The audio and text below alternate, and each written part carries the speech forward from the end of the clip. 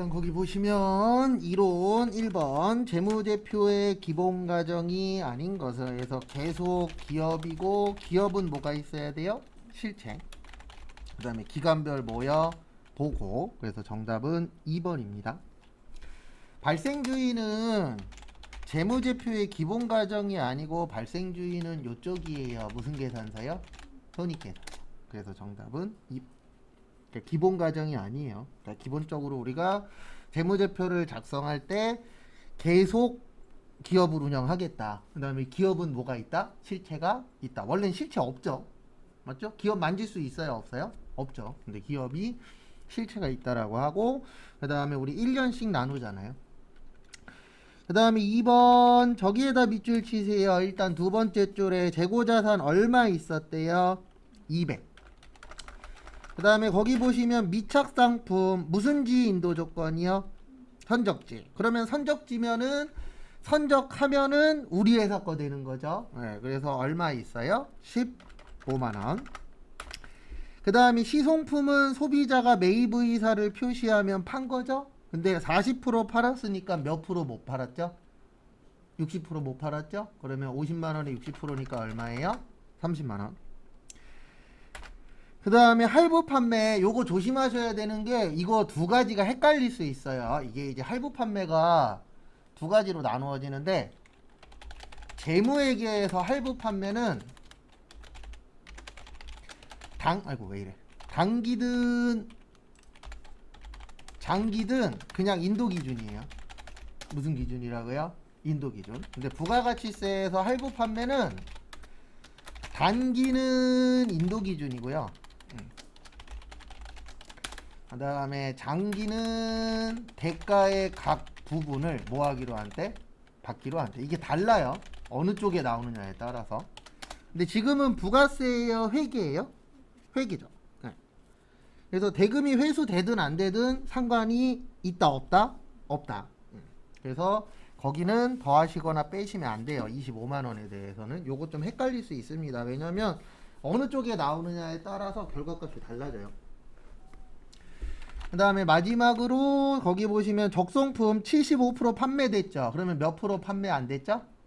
25%. 25%면 얼마예요? 10만원 나와요. 그래서 255만원. 정답 몇 번이요? 2번.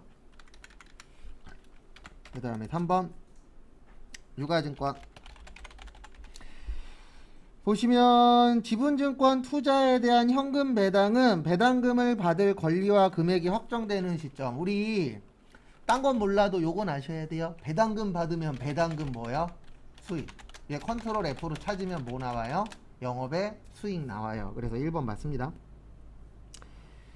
2번 우리 이거 엄청 많이 했죠. 매도 가능 증권 평가 손실은 영업의 수익이라 그랬어요? 기타 포괄이라 그랬어요? 기타 포괄이라 그랬죠? 그리고 헷갈리면 컨트롤 뭘로 찾으시라고요? 네, 컨트롤 F로. 그래서 2번도 맞아요. 왜냐면 순이익이라고 나오면 이렇게 구하도록 되어 있거든요. 수익에서 못 빼요? 비용. 그래서 2번도 맞습니다. 정답은 3번이에요. 이거 회계 때 몇 번 적어드렸었는데 우리 시장성이 있다 그러면 단기 매매증권으로 볼 수 있고요. 시장성이 없다 그러면 만기가 아니고 뭐예요? 매도 가능 증권입니다. 그래서 정답은 몇 번이요? 3번. 그 다음에 4번은 저기에다가 밑줄 좀 쳐주세요. 어디에다가 밑줄을 치시냐면은요. 보유 목적에 따라. 그래서 요거는 이거 얘기하는 거예요. 여기 보세요. 여기 우리 일반 전표 가서 이것도 알고 계셔야 돼요. 매도 가능 증권이라고 치면 한 개 떠요, 두 개 떠요? 두 개 뜨죠. 그래서 1년 이내일 때는 위에 거라 그랬어요, 밑에 거라 그랬어요? 위에 거. 1년 넘어가면은요, 밑에 거. 그러면 1년 이내를 우리가 무슨 자산이라 그러죠? 유동자산. 1년 넘어가면요, 비유동자산. 그래서 4번 맞아요. 유동자산이 될 수도 있다 없다? 있다. 왜냐면 유동은 몇 년 이내니까 1년 이내. 그러니까 그냥 이렇게 생각하시면 돼요. 회계보다 뭔가 그냥 말이 많아요. 그래서 그 말 많은 거를 내가 잘 해석할 수 있냐 없냐 그 싸움입니다. 그 다음에 또 다음 거 보시면은요 4번 취득원가에 대한 설명이죠. 그래서 거기 보시면 유형자산을 외부 구입한 경우 취득시 부대비용은 취득원가에 가산한다. 맞습니다. 정답은 2번이에요. 왜냐면 취득세는 우리 매입시에 부대비용 뭘로 처리한다고요? 원가 처리. 취득세는 살 때 내는 거잖아요. 그러면 세금과 공가로 처리해요? 원가 처리해요? 원가. 그래서 정답은 2번. 거기 빈 공간에다 요거 써주세요. 재산세. 그 다음에 자동차세. 그 다음에 뭐요? 회비. 요게 뭐라고요? 세금과 공가. 그리고 적십자 회비는 무슨 금? 기부금. 그러니까 이게 답이 되려면 취득세가 아니고 재산세가 나와야 돼요. 무슨 세요? 재산세. 우리가 재산세, 그 다음에 자동차세, 그 다음에 종합부동산세 이런 것들을 무슨 세라 그러냐면 보유세라 그래요. 그래서 재산세 내려면 내가 뭐가 있어야 돼요? 재산이. 자동차세 내려면 자동차가. 종합부동산세 내려면 뭐가 있어야 돼요? 일단 기본적으로 부동산을 보유하고 있어야 되잖아요. 근데 우리가 보유하고 있다는 얘기는 지금 샀다는 얘기예요? 예전에 샀다는 얘기예요? 예전에 산 거죠. 그래서 매입시의 부대 비용이 아니에요, 얘네들은. 그래서 매입시 아니면은 비용 처리하라고 되어 있습니다. 그런 부분 참고하시고. 그 다음에 3번은 우리 분계 몇 번 한 적 있어요. 예, 국공채 요거 차이 날 경우에는 예, 부대 비용 처리한다라고 했었죠. 그 다음에 4번 설계에다가 밑줄 치세요. 우리 설계 왜 해요? 만들려고 하는 거잖아요. 그러면 매입시하고 연관이 있다 없다? 있다. 그러면 원가 처리하는 겁니다. 그래서 정답은 2번. 요런 거는 꼭 맞춰주셔야 돼요.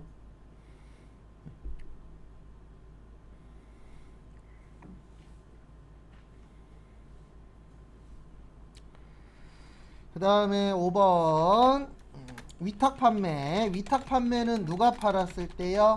수탁자가 판매했을 때. 정답은 1번입니다. 위탁자가 수탁자한테 물건 줄 때 아니에요. 팔았을 때예요. 그 다음에 2번 시용 판매 구매의사 표시 맞고 상품권은 상품권 회수하고 물건 팔았을 때 맞고 제가 할부 판매 아까 적어드렸죠. 네, 조심하셔야 되는 게 재무회계랑 부가가치세랑 장기 할부 판매는 달라요. 네, 그래서 한 번 더 적어드리면 재무회계는 장단기 할부 다 무슨 기준? 인도 기준. 근데 이제 부가가치세는 단기 할부는 인도 기준, 장기 할부는 대가의 각 부분을 뭐 하기로 한때? 받기로 한때. 그래서 두 가지가 같다 다르다 다르다. 그런 것도 주의하십시오. 그 다음에 6번 저기에다 밑줄 치세요. 통제. 1번에 보시면 무슨 가능 원가요? 통제 가능 원가. 통제 누가 해요? 사장님이 하는 거예요. 누가 한다고요? 사장님. 경영자가. 그래서 1번 맞아요. 통제 가능 원가. 그래서 통제는 누가 하는 거다? 사장님. 그 다음에 2번에 매몰 원가. 매몰 원가는 이미 발생한 원가로서 언제 거다? 옛날 거다. 그래서 관련 있다 없다? 없다.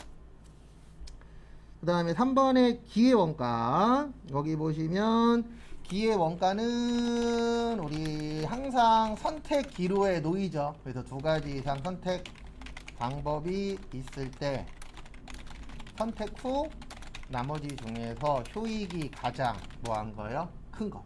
그래서 거기 최대 원가라고 나와 있죠. 최대 금액. 그래서 맞아요. 그래서 정답은 4번이에요. 거기 보시면 여러 대안 사이의 차이라고 보이세요? 네, 차이 나오면 요건 차액 원가라 그래요. 그래서 차이가 나는 원가는 무슨 원가라고요? 차액 원가. 왜냐면 우리가 이럴 수 있잖아요. 내가 A라는 방법을 선택을 하면 1,000원이 들어. 근데 B라는 방법을 선택하면 700원이 들어. 네, 이렇게 금액 차이가 날 수 있어요? 없어요?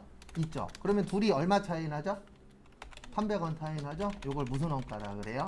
차액 원가. 차액의 뜻이 뭐예요? 차이 나는 금액이잖아요. 네, 그래서 이 차이가 나오면 이거 무슨 원가라고요? 차액 원가인데 본 적 없어요. 그러니까 이렇게 시험 문제 나오면 그나마 1번, 2번, 3번은 지문에 몇 번 나온 적이 있거든요. 근데 4번 같은 경우에 지문에 그렇게 많이 나온 게 아닌지라.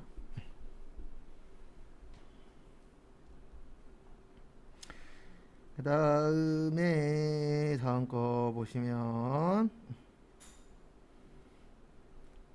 7번.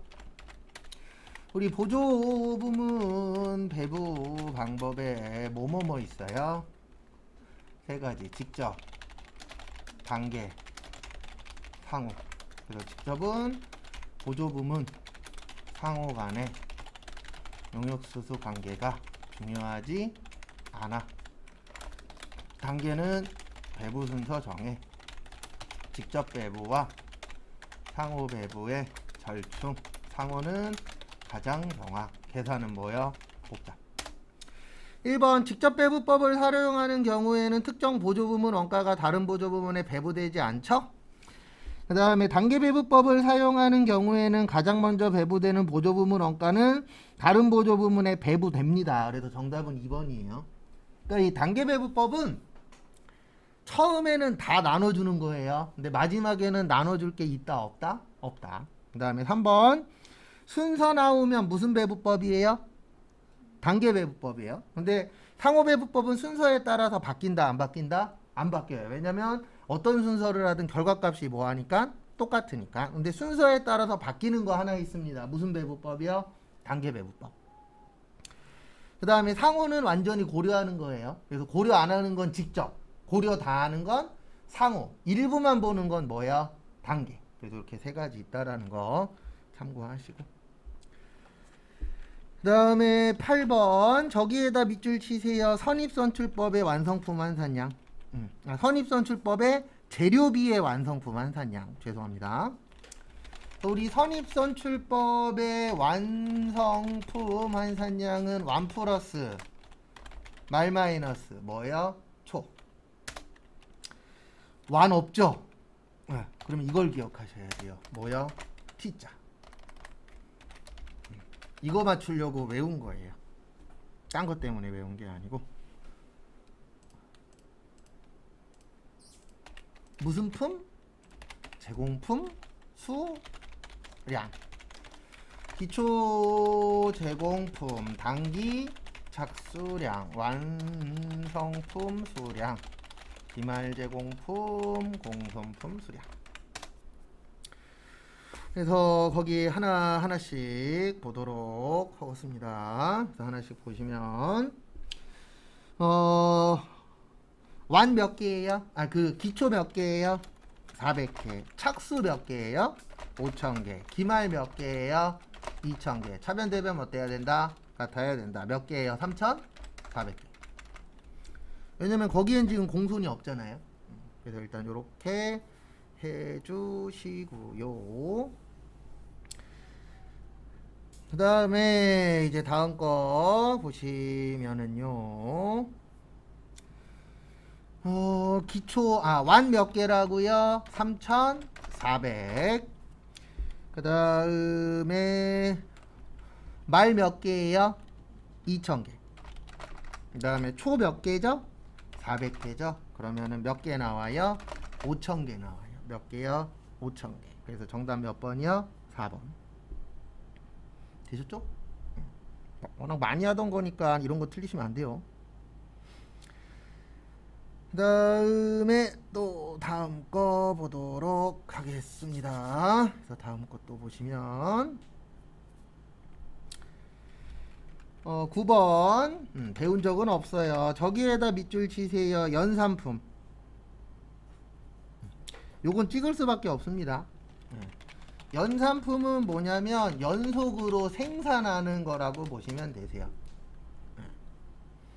그래서 연속 생산을 이제 연산품이라고 하는데, 결합원가의 배부 방법으로는 상대적 판매가치법, 순실현가치법, 물량기준법. 근데 우리는 이런 거 본 적 있다 없다? 없다. 일단 정답은 2번이에요. 결합원가의 배부는 원가 통제의 목적이나 투자 의사 결정이 아니고요. 이 결합원가가 뭐냐면은 말 그대로 우리가 여러 가지 물건을 만드는 회사인 거예요. 연산품이라는 거는 다양하게 만드는 회사인데, 그러면 결합원가가 뭐냐면은 우리가 결합이 뭐 하는 거죠? 합쳐진 거죠. 그래서 전체적인 원가를 결합원가라고 보시면 되세요. 그러면 합쳐져 있는 거는 내가 가져야 돼요? 나눠줘야 돼요? 나눠줘야 되겠죠. 그래서 거기 1번에 있는 게 나눠주는 방법이고, 그 다음에 2번 보시면 원가 통제의 목적이나 투자 의사 결정에 영향을 미치진 않습니다. 왜냐면 그냥 얼마씩 나눠줬다지 우리 전체적인 금액은 나눠준다 그래서 바뀌어요, 안 바뀌어요? 안 바뀌어요. 그래서 정답은 2번인데 요건 어쩔 수가 없어요. 왜냐면 저희 교재에는 없어요, 이 내용 자체가. 그 다음에 3번 상대적으로 판매 가치가 큰 거를 주산품이라고 합니다. 그래서 우리가 주가 있고 뭐가 있죠? 부가 있죠. 근데 이런 것들은 그냥 답만 보시고 다른 내용 위주로 볼 수밖에 없어요.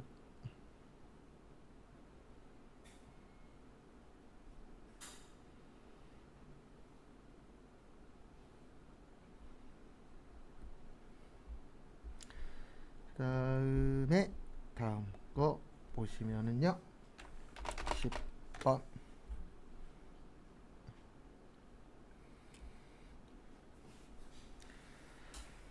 보시면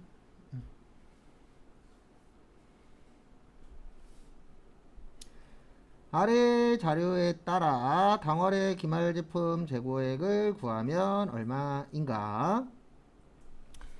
결론은 제품 구하래요. 저기에다가 밑줄 좀 쳐주세요. 총. 우리 총 나오면 긴 거 써요, 짧은 거 써요? 짧은 거 쓰죠. 그래서 기초 제공품 단기총 제조 원가, 단기 제품 제조 원가, 기말 제공품. 여기에서 키포인트는 이거예요. 당월 기초 대비 기말 제품 재고액이 늘었어요, 줄었어요?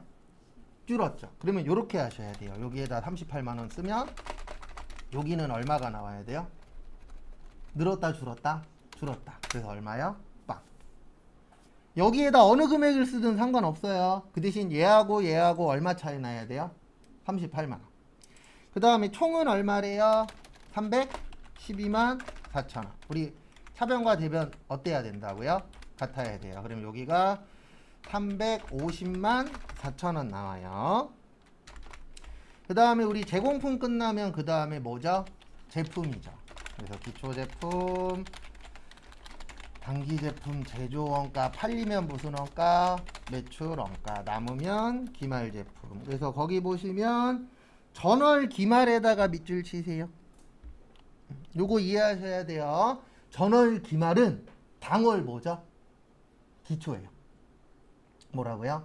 당월 기초. 왜냐면 기말의 뜻이 뭐죠? 전월 기말의 뜻이 마지막 금액이란 뜻이잖아요. 그러면 전달의 마지막 금액은 이번 달에 뭐예요? 처음 금액이잖아요. 그러니까 만약에 여러분들 호주머니에 이번 달에 10만 원이 있었어, 마지막 날. 그러면 그 다음 달 처음 시작할 때 얼마 갖고 시작하는 거예요? 10만 원 갖고 시작하는 거죠. 그래서 전달의 기말은 이번 달에 뭐예요? 기초예요. 그래서 이렇게 하시면 됩니다. 그래서 거기 보시면 얼마라고요? 62만원. 그 다음에 아까 단기 제품이 350만 4천원. 네, 매출원가 얼마라고요? 362만 4천원. 그래서 보시면 계산기 어디 갔냐?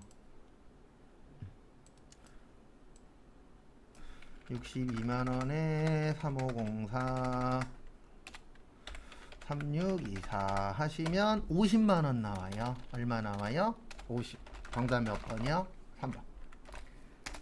그러니까 여기에서는 두 가지를 이해하셔야 돼요. 첫 번째에 있는 당월 기초 대비 기말 감소액, 요거 이해하셔야 되고, 그 다음에 전월 기말은 당월에 뭐라고요? 기초. 그런 거 좀 봐두세요.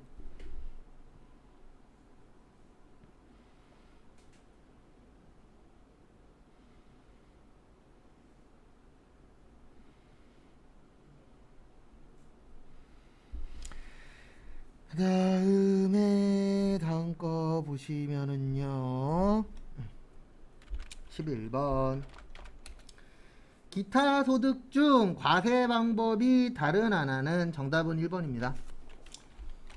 뇌물, 알선수재, 배임수재라고 되어 있는데 결론은 다 뇌물이에요.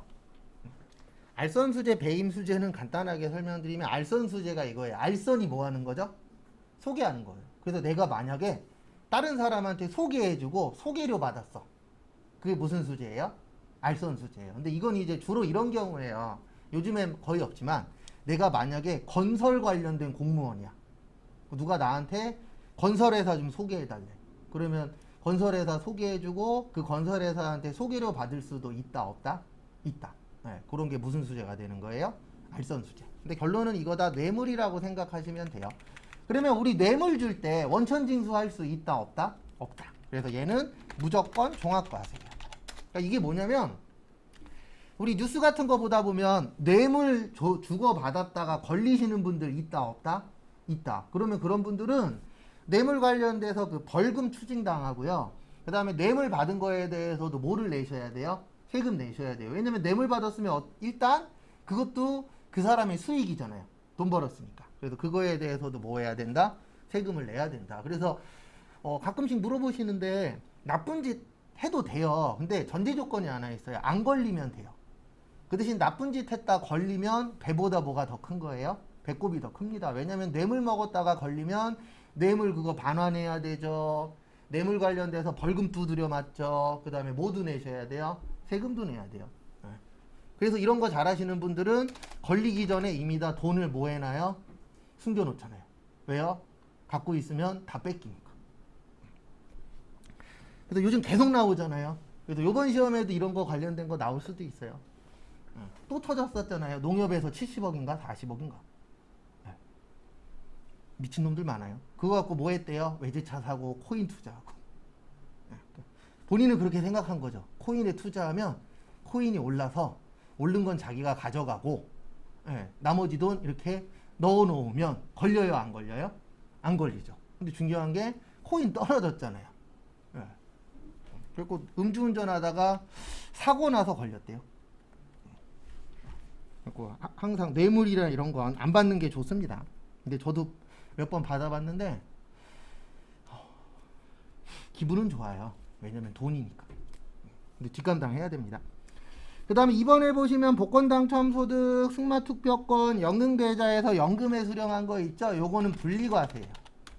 그래서 분리과세는 돈 주고 받을 때 뭐 하는 거예요? 세금 띄고 받는 거예요. 그래서 원천징수로 과세가 뭐 된다? 끝난다. 참고하시고. 그래서 정답은 1번인데 요거 은근 잘 나옵니다. 뇌물 관련된 거. 그래서 그거 참고 좀 해주세요. 그 다음에 다음 거 보시면은요.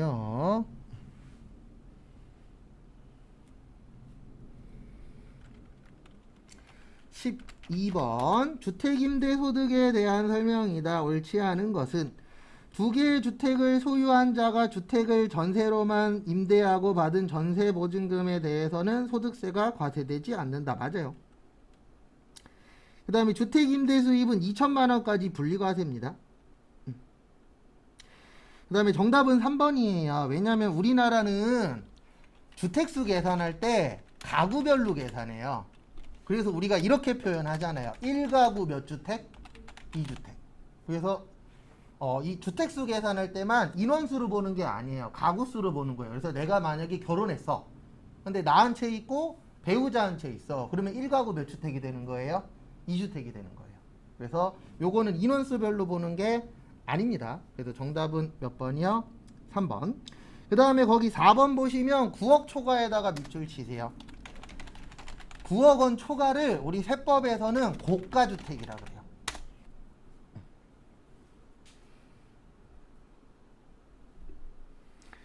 고가의 뜻이 뭐죠?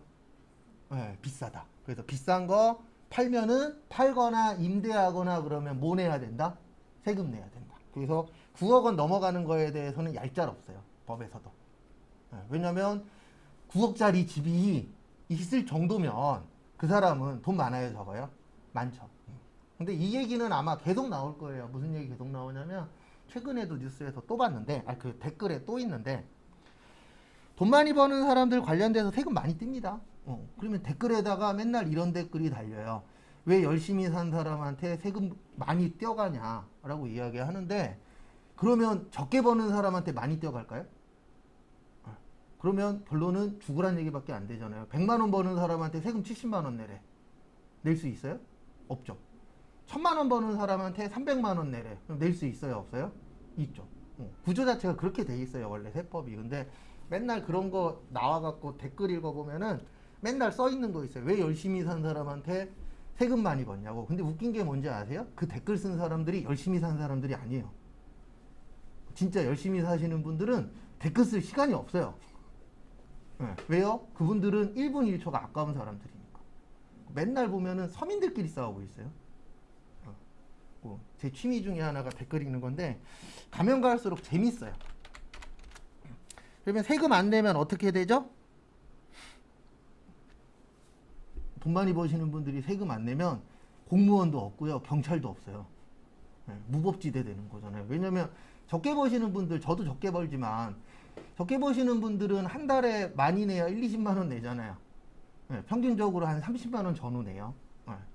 근데 많이 버시는 분들은 한 달에 몇백씩 내죠, 세금을. 그거 갖고 이제 월급 주고 하는 거니까.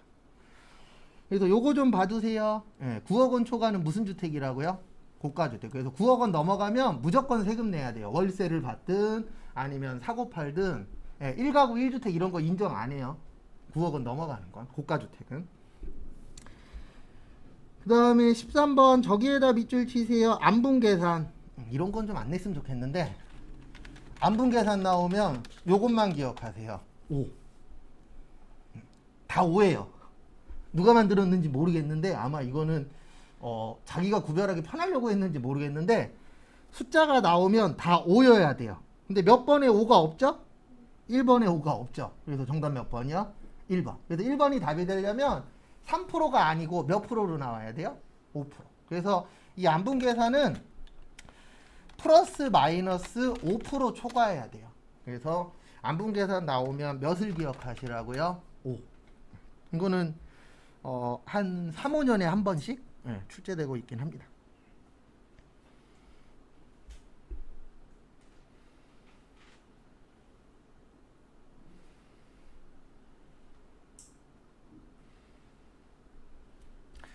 그 다음에 14번 영세율에다 밑줄 치세요. 우리 영세율은 뭐와 관련된 거예요? 수출 관련된 거예요. 그래서 정답은 4번입니다. 1번 수출, 2번 국외, 국외도 수출이잖아요. 3번에 수출. 그리고 거기 보시면 이건 시험에 나오는 용어는 아닌데 임가공 용역이라고 보이세요? 네, 요게 뭐냐면 말 그대로 가공만 해주는 거예요. 그러니까 우리나라가 이게 많아요. 임가공 용역이. 그러니까 완제품을 수출하는 게 아니고 완제품에 들어가는 부품들을 수출하는 거예요. 이런 걸 무슨 용역이라 그래요? 임가공 용역이라고 표현합니다. 그래서 우리나라의 대기업들은 완제품을 수출하잖아요. 근데 중소기업들은 거기 들어가는 부품이나 이런 거 수출하는 곳들이 있어요? 없어요? 있죠. 네, 그런 것들을 일명 임가공이라고 표현합니다.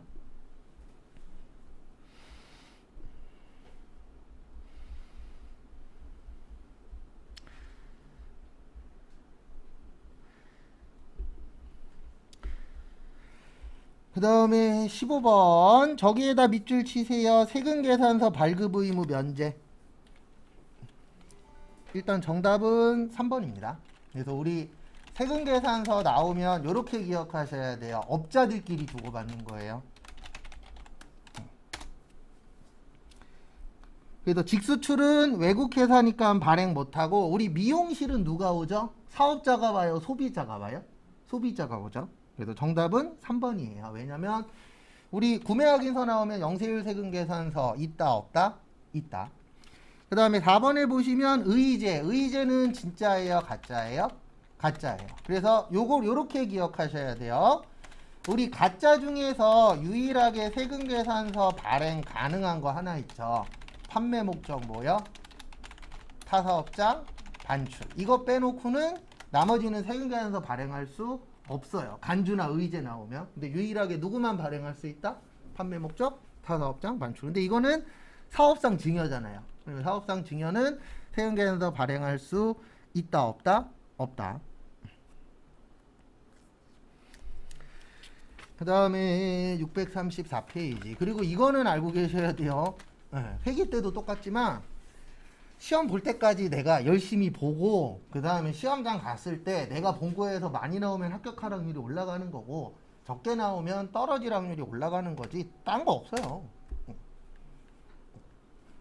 어떻게 될런지는 아무도 모르잖아요. 진짜 있었다니까요. 연습할 때 한 번도 70점 못 넘었는데 시험장 가서 70점 넘으신 분. 근데 그분은 운이 좋았었던 게 그 주에 봤었던 거에서 이론 다 나오고.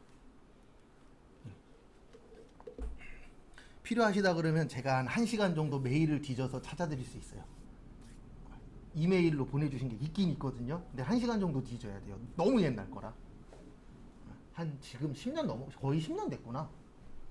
10년 전에 배우신 분 중에 저한테 메일을 보내셨더라고요. 합격한 다음에 요로요로 했다고. 근데 거기 내용에 2, 3일 전에 본 거에서 다 나왔대요. 이론이. 그러니까 그런 운이 좀 있어야 돼요. 시험은. 그 다음에 일반 점표. 또 6월 5일 저기에다 밑줄 치세요. 영업부 직원. 누가 먹었어요? 영업부. 그래서 800번대 뭐요? 복리후생비 얼마죠? 22,500원. 뭘로 결제하셨대요? 정답.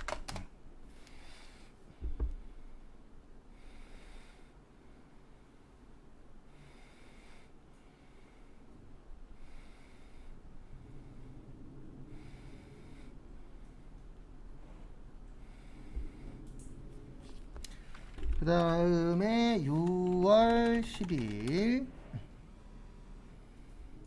보시면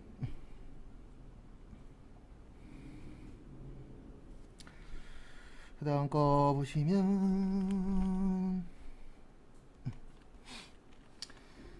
단기대여금인데 저기에다 밑줄 치세요. 조회.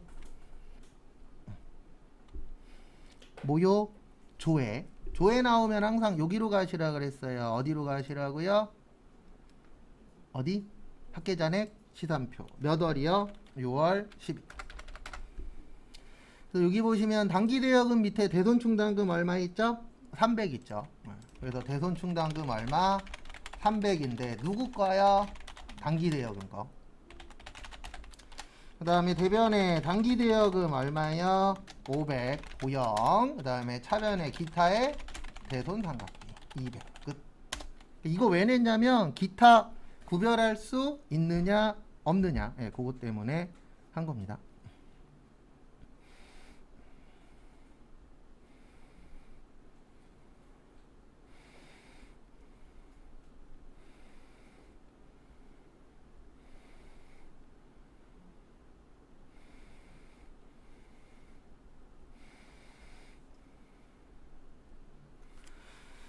그 다음에 다음 거 7월 8일. 그리고 만약에 똑같은 문제에 외상매출금하고 바드러움일 때는 뭘로 하세요? 그냥 대손상각비 참고하시고. 그 다음에 7월 8일 차량보험료 230만원을 보통예금으로 냈는데 65만원은 판매부서 거래요. 그러면은 800번대 보험료 65 대변에 보통예금 230. 그 다음에 나머지는 몇 번대래요? 500번대래요. 그러니까 500번대 보험료 160 얼마요? 5만원.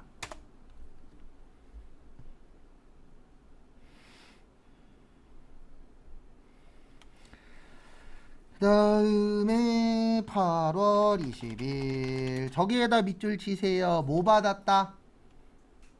면제 받았다. 그래서 차변에 장기차입금 2,000 만기. 그 다음에 보통예금 얼마요? 1,900. 그 다음에 면제 받았다. 뭐죠? 채무 면제 2 얼마요? 100.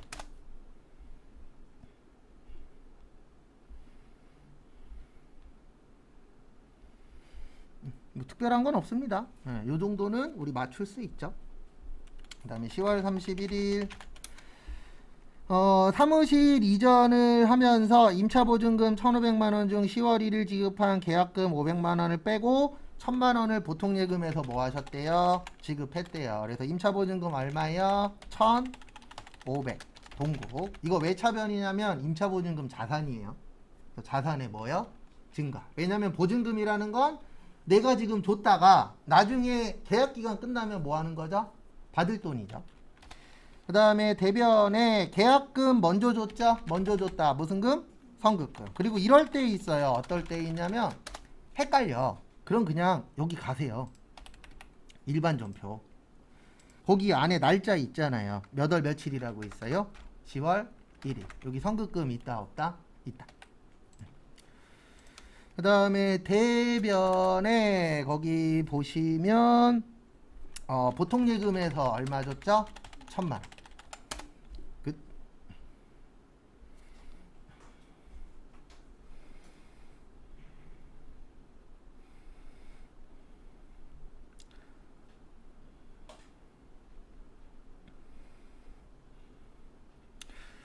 그 다음에 문제 2번 메인 매출 전표.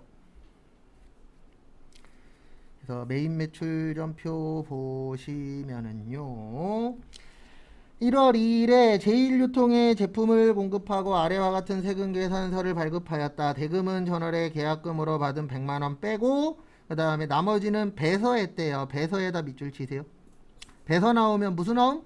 받을엄. 그래서 1월 2일날 공급했으니까 매출의 과세 제1역.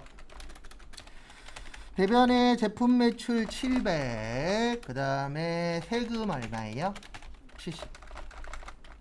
그 다음 차변에 먼저 줬다. 무슨 금? 먼저 받았다. 무슨 금? 선수금. 얼마 먼저 받았어요? 100만원. 그 다음에 나머지는 어음 받았대요. 무슨 어음? 받을어음. 670. 누구 거 받았죠? 아임전자.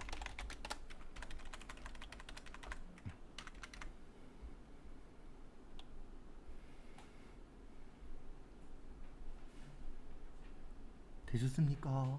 네. 넘어가겠습니다.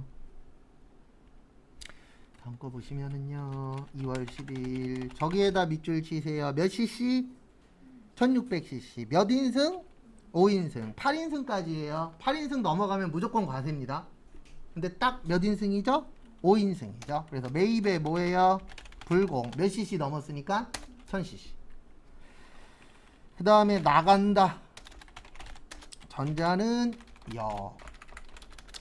차변에 차량 운반구 2200. 계약금 얼마 줬죠?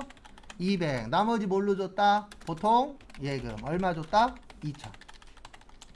그리고 이번 시험에 자동차 관련된 거 나올 수도 있어요. 왜냐면 자동차에 관심 있는 분들 아시겠지만 요즘 자동차 한 대 새 차 사려면 몇 년을 기다려야 돼요? 1년을. 그래서 저쪽에서도 나올 수 있어요. 어느 쪽에서도 나올 수 있냐면 연말정산할 때 중고차를 카드로 살 수도 있다 없다? 있다. 중고차 카드로 사면 몇 프로 해줘야 된다고요? 10%. 그런 것도 나올 수도 있어요. 왜냐면 요즘 이제 앞으로 계속 승용차 관련돼서 TV에 나올 거거든요. 왜 나와요? 네. 새 차 받으려면 몇 년 기다려야 되니까 1년. 그래도 요즘 중고차 값이 새 차보다 더 비싼 차들도 있대잖아요. 그래서 저 아는 형이 예전에 저거 했었거든요. 뭐 지금도 하고 계신데 자동차 수리하는데 1년도 안 된 차들이 중고차에 나온대요. 그래갖고 형한테 물어봤죠. 왜 나와요? 그랬더니 일반적으로 돈 있는 분들이 1년에 한 대씩 바꾼대요. 그리고 얼마 안 뛴 차들 새 차인데 1년 이내면 거의 새 차잖아요. 뭐 그런 것들도 이제 중고차에 나온다라고 하더라고요. 그 다음에 3월 5일 저기에다 밑줄 치세요. 직수출.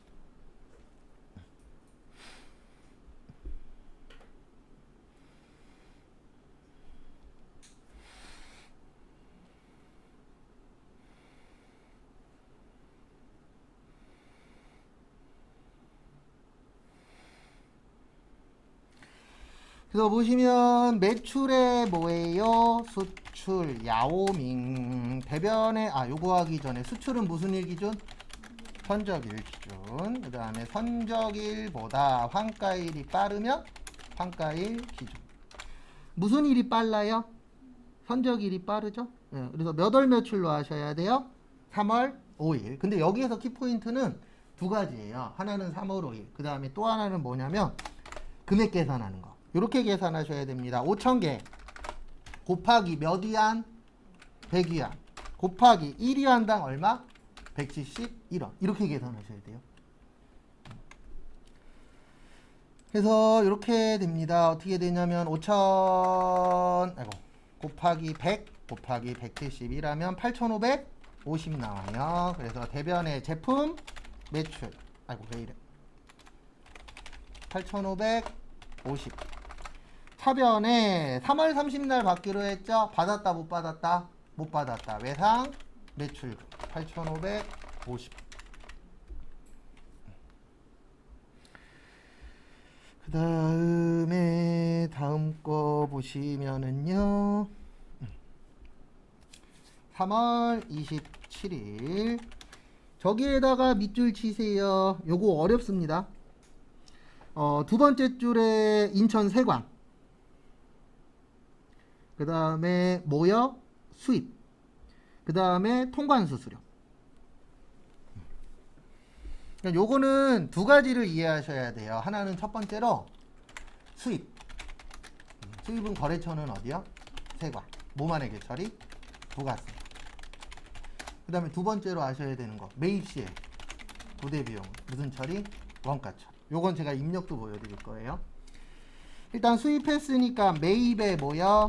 수입. 무슨 세관? 인천 세관. 여기까지는 기본 수입하고 똑같아요. 근데 거기 보시면 수수료 얼마 나갔죠? 30만원. 요거 뭘로 처리하셔야 되냐면 차량 운반금. 그 다음에 세금 얼마 나갔어요? 400. 다 뭘로 줬대요? 보통 예금. 얼마요? 430. 왜냐면 여기 보시면 30만원이 통관수수료잖아요. 통관수수료는 왜 내죠? 내가 이 자동차를 뭐 했으니까? 샀으니까.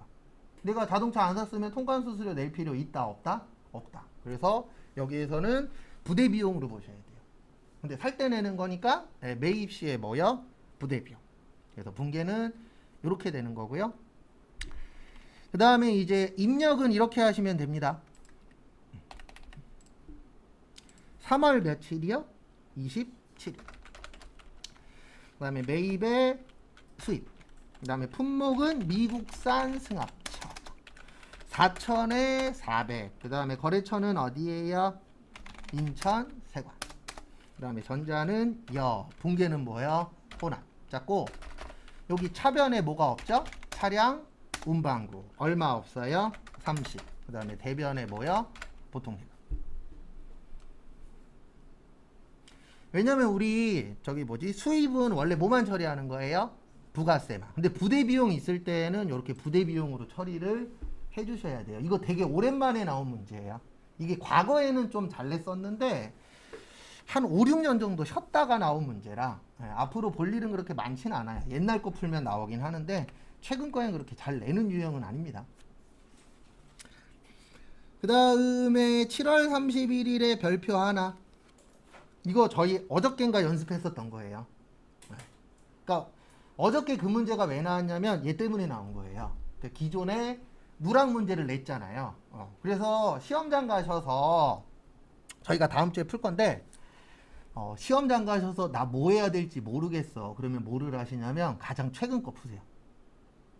왜냐면 최근 거에서 비슷하게 한두 개 내는 경우들이 종종 있어요. 그래서 시험장 가고 몇 회를 봐야 돼. 그럴 때는 가장 최근 거 한두 개 정도 훑어보시면 거기에서 비슷하게 내는 경우들이 있습니다.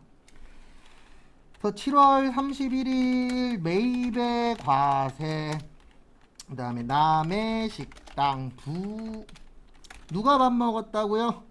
경영 지원팀 800번대 복리 후생비 얼마 먹었어요? 145만 5천. 그 다음에 세금 얼마요? 14만 5,500원. 그 다음에 돈은 뭘로 줬대요? 현금 줬대요. 그래서 160만 500원. 여기까지는 별거 없죠. 그 다음에 여기 좀 봐주세요. 여기 보시면 7월 며칠이요? 31일. 그 다음에 매입 과세의 야근 식대 145만 5천원. 그 다음에 남해 식당 전자는 9. 그 다음에 붕괴는 혼합작고 원재료가 아니고 뭐예요? 복리 후생비 몇 번대요? 800번대. 그 다음에 대변에 뭘로 줬다? 현금. 그 다음에 주의하셔야 되는 게 요거 종종 물어보세요. 지금 이 밑에 있죠? 커서 이 상태에서 이거 누르면 안 떠요. 네. 꼭 요 위에를 누르고 하셔야 돼요. 네. 이거 별거 아닌데 시험장 가셔서 만약에 여기 누른 다음에 여기 안 눌러지잖아요. 그러면 멘붕 와요. 왜냐면 시험장에서는 제일 좋은 건 뭐냐면 처음부터 끝까지 안 틀리고 붓고 떨어지고는 둘째 치고 처음부터 끝까지 내가 생각한 거를 쭉 하셔야 어때요? 네. 끝까지 그러면 시험 잘 본 게 되는 겁니다. 근데 요런 거 하나 안 눌러지면은 뭐가 될 때가 있죠? 네, 멘붕 올 때가 있죠. 그래서 꼭 여기 위에를 누르고 여기 누르시면 무슨 누락분? 예정 누락분. 그 다음에 2022년 우리 2기 확정이죠. 2기 확정은 몇 월부터? 10월. 그래서 여기에다가 몇 월이요? 10월. 그 다음에 1기 예정 누락했다. 그럴 때는 2022년 몇 월? 4월. 그래서 누락일 때는 그 다음과 관련된 걸로 넣어주시면 됩니다. 그리고 여기 꼭 보고 나가셔야 돼요. 여기 위에 뭐라고 떠요? 누락. 되겠습니까? 그 다음에 저기 637페이지 문제 3번 별표 3개 요거 잘 나옵니다 시험에. 문제 3번 부가가치세. 거기 보시면 신용카드 매출점표 등 수령명세서 이거 되게 잘 나와요 시험에. 그래서 수령명세서 나오면 요렇게 기억을 해주셔야 돼요. 매입의 카과랑 매입의 현과만 넣는 거예요. 카과랑 뭐만 넣는 거예요? 현과만. 그래서 거기 첫 번째 보시면 7월 25일 보이십니까? 네, 7월 25일은 입력해도 됩니다. 그러니까 이거 시험 문제 나오면 얘는 무조건 골라내는 게 시험 문제예요. 그래서 첫 번째는 돼요. 그 다음에 7월 30일은 안 돼요. 왜 안 될까요? 네, 거기 보시면 거래처 돼 있잖아요. 거래처는 무슨 비예요? 접대비. 접대비는 불공 내역이죠. 그래서 인정한다 안 한다? 안 한다. 그래서 이렇게 봐주셔야 되고요. 그 다음에 8월 10일도 안 돼요. 왜 안 되냐면 거기 보시면 놀이동산 보이세요? 놀이동산 입장권은 요거는 일반 점표에 넣으셔야 돼요. 왜냐면 놀이동산 입장권이나 뭐 박물관 입장권이나 이런 건 과세 대상이 아니에요. 그래서 입력하면 된다 안 된다? 안 된다. 그 다음에 저기 어디 갔냐? 8월 14일은 입력하셔도 돼요. 왜냐면 무슨 팀 회식이에요? 영업팀. 9월 5일 넣으면 돼요 안 돼요? 안 돼요. 왜 안 돼요? 몇 cc 넘어서? 1000cc. 그래서 1000cc 초과되면은 얘도 뭐예요? 불공이죠. 일단 정리 먼저 하시고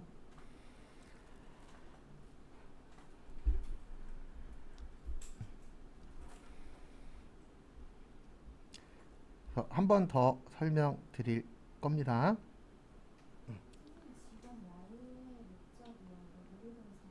네, 놀이동산 일은 안 돼요. 네, 왜냐면 놀이동산 자체는 뭐 야유의 목적이든 무슨 목적이든 입장권 자체가 부가가치세가 포함이 안 돼 있어요. 그래서 입장권에는 그 입장권 자체가 부가가치세 포함이 안 돼 있는 게 아니고 설명 잘못 드릴 뻔했네. 놀이동산에 회사가 가요? 아니면 일반적인 소비자가 많이 가요? 소비자가 많이 가죠. 그래서 국가에서 뭐라고 만들어놨냐면 놀이동산이나 이런 데에선 세금 계산서 발행 못하게끔 만들어놨어요. 네. 그러면 과세로 인정받을 수 있다 없다? 없다. 그래서 뭐 어떤 목적이든 상관없어요. 놀이동산 입장권이나 일반적인 입장권은 다 안 돼요. 그 다음에 저것 좀 해주세요. 신호 확인 좀.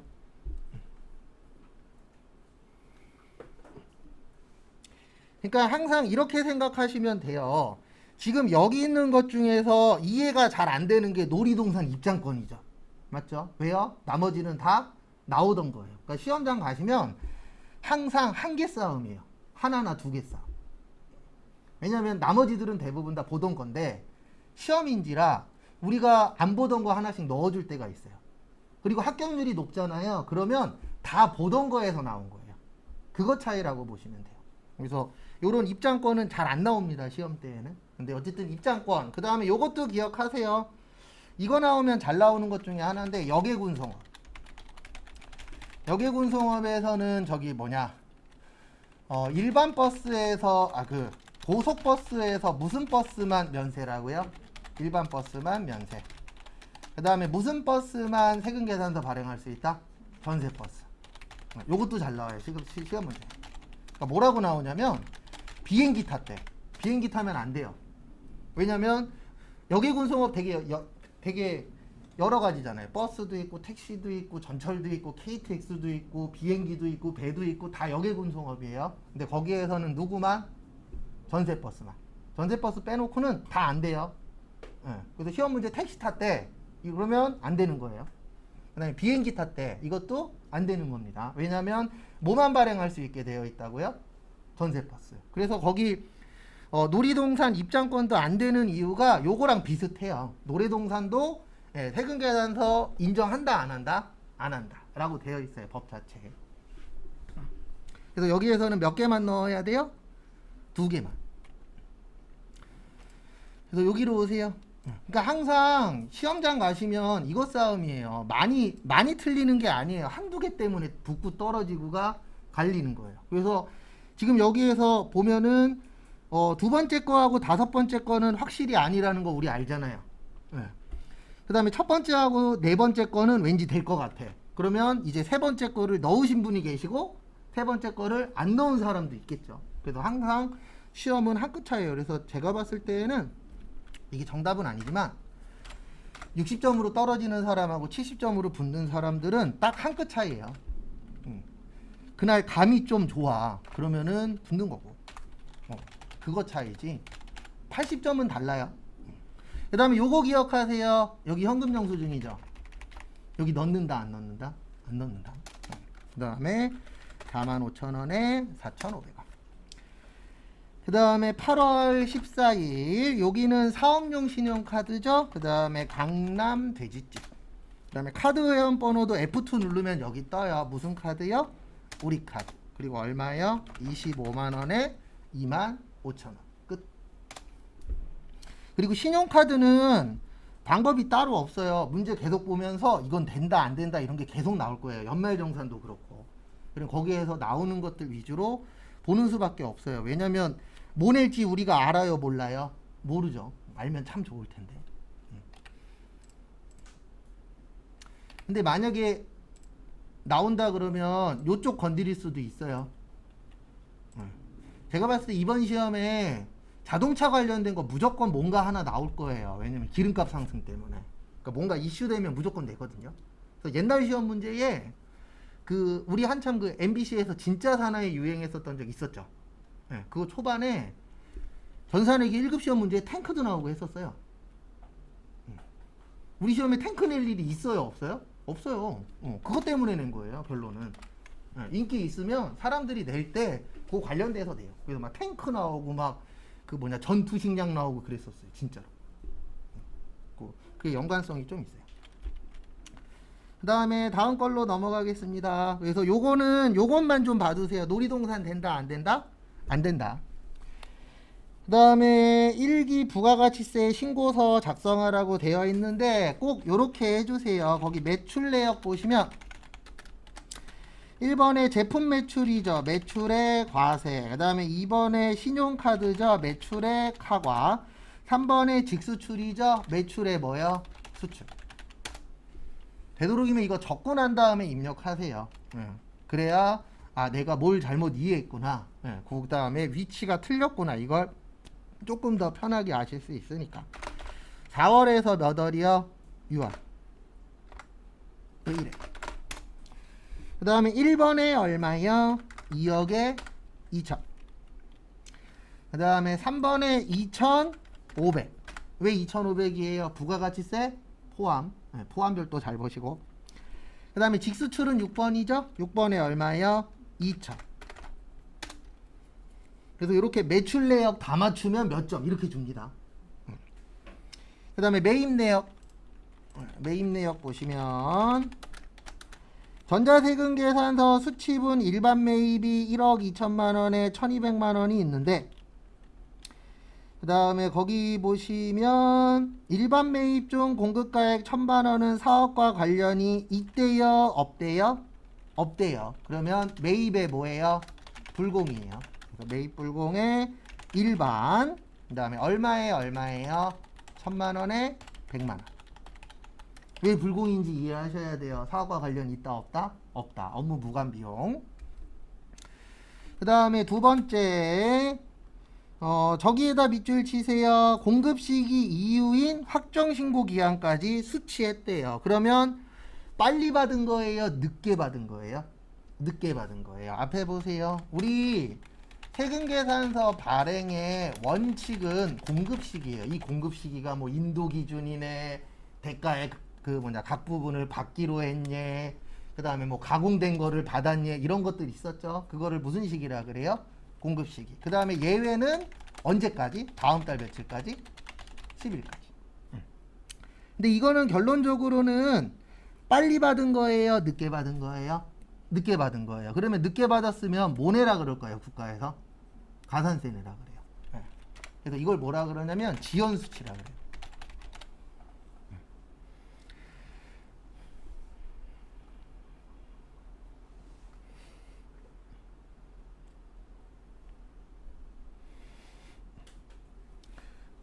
그래서 법은 항상 이렇게 생각하시면 됩니다. 법에 어떻게 하라고 만들어 놨죠.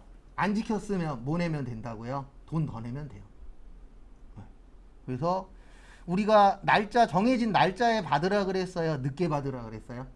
정해진 날짜 안에 받으라 그랬죠? 그래서 늦게 받는 것도 가산세 냅니다. 그래서 이걸 무슨 수치라 그래요? 지연수치. 늦게 발급하는 것도 가산세 내요. 왜냐면 법에는 날짜 지키라고 되어 있잖아요. 그래서 지연수치 오늘 처음 보는 겁니다. 그렇죠. 두 회사가 다 내는 거죠. 늦게 받고 늦게 발행했으니까. 그러니까 결론은, 네, 물어보세요. 늦게 해줬잖아요. 법에서는 이거 안에 해주라 그랬잖아요. 근데 법에서 만들어 놓은 날짜 지켰어요, 안 지켰어요? 받는 것도, 그러니까 결론은 뭐냐면 둘 다 페널티를 주는 거예요. 왜냐면 둘 다 짝짝꿍해서 장난칠 수도 있다, 없다? 있다. 네, 그런 거를 방지하려면 방법은 하나밖에 없잖아요. 한쪽만 페널티 주면 한쪽에서는 뭐 나는 늦게 받아도 상관없으니까 이렇게 가만히 있을 수도 있어요, 없어요? 있죠. 근데 양쪽 다 페널티 주면은 받아야 되는 사람도 줘야 되는 사람한테 뭐 할 수 있죠? 빨리 내놔. 네, 이런 식으로 이제 양쪽을 어떻게 보면은 다 가산세를 내게 하면, 예, 양쪽 다 안달이 날 수가 있잖아요. 뭐 안 내려고요? 가산세 안 내려고. 그래서 양쪽 다 관련된 거예요. 발행 관련된 거는. 근데 왜 그러냐면 세금계산서 발행해야 국가에서 뭐 거둘 수 있죠? 세금 거둘 수 있죠. 그래서 요거는 양쪽 다 내도록 되어 있어요. 늦게 발행해주면. 그러니까 이렇게 생각하시면 돼요. 법에서 정해놨어. 안 지켰어. 그러면 벌금이나 뭐 내는 거예요? 가산세 내는 거예요. 그래서 늦게 받는 것도 페널티 줍니다. 그래서 요거 가산세 내셔야 돼요. 지연수치 가산세. 근데 입력은 대빵 쉬워요. 그냥 금액만 넣으면 땡이에요. 계산은 누가 해요? 컴퓨터가. 그러니까 저희 연습했었던 거 4가지 있죠. 그거 빼놓고 나머지는 금액만 넣으면 프로그램에서 다 계산을 해줍니다. 그래서 이런 거 새로 나오는 것들은 체크했다가 한 번씩 꼭 더 연습하셔야 돼요. 그래서 지연수치 가산세 얼마짜리예요? 100만원. 그 다음에 전자세금 계산서 수취분이라고 있습니다. 그 다음에 요거 빼먹었구나. 매입과세의 일반은 얼마 넣으시면 돼요? 1억 얼마요? 1000. 왜냐면 거기 보시면 아까 1000만원만 사업과 관련 없는 거라 그랬잖아요. 그래서 매입과세 관련된 거는 1억 얼마요? 1000. 그 다음에 거기 2번 보시면 전자세금 계산서 수취분 고정자산은 매입과세의 뭐예요? 고정이에요. 그 다음에 마지막에 저기에다 밑줄 치세요. 무슨 신고했다? 전자신고. 그럼 전자신고하면 얼마 빼준다? 10,000원 빼준다. 그래서 요걸 무슨 신고 세액공제라 그래요? 전자신고 세액공제. 그래서 확정신고당 10,000원씩 빼줍니다. 그래서 시험 문제는 무조건 무슨 신고로 나와요? 확정신고로 나와요. 무슨 신고로요? 확정신고. 그 부분 참고하세요. 그래서 결론은 이렇게 넣어주시면 됩니다. 매입과세 일단 1억 2천 넣어야 되는구나. 여기로 오세요.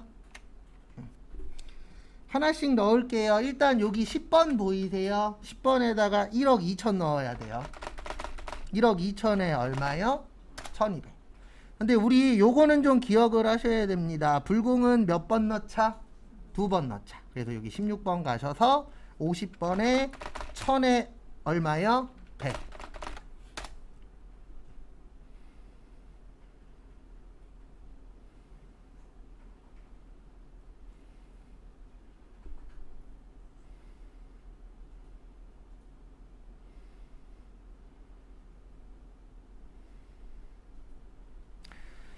그 다음에 거기 보시면 여기 눌러주세요. 26번. 그러면 여기 있죠? 무슨 수치라고 있어요? 지연 수치. 그래서 얼마 늦게 받았다? 100만원. 그래서 여기에다 얼마요? 100. 그러니까 늦게 발행해줘도 뭐 내야 돼요? 가산세 내야 되고 늦게 받아도 가산세 내게끔 되어 있어요. 근데 이거는 어떻게 보면 양쪽을 견제하라고 양쪽 다 때리는 거예요. 그럼 양쪽 다 내게 하면은 매입한 사람도 늦게 받으면 가산세 내니까 독촉할 수 있어요? 없어요? 있죠. 그래서 그것 때문에 만들어 놓은 거예요. 이거는. 왜냐면 양쪽 다 만약에 가산세를 안 내도 돼. 그러면 생각을 해보십시오. 빨리 받을 거예요? 늦게 받을 거예요? 늦게 받겠죠. 뭐 늦게 내려고요? 세금 늦게 내려고. 그 국가에서 이렇게 만들 수밖에 없어요. 그래야 양쪽 다 견제가 되니까. 그 회사에서 사정이 있어서 돈을 못 보는데 그러면 늦게 받잖아요. 돈이요? 돈이랑 상관없어요. 세금 계산서는. 네, 세금 계산서는 그냥 일반적으로 물건 보냈어. 그러니까 물건 받았어. 그러면 그 날짜로 해서 받는 거예요. 원칙은. 그리고 늦어도 다음 달 며칠까지요? 10일까지. 네. 돈 주는 거랑 상관없어요. 돈 주는 건 그 다음 얘기예요. 그렇죠. 그때는 지연 발급.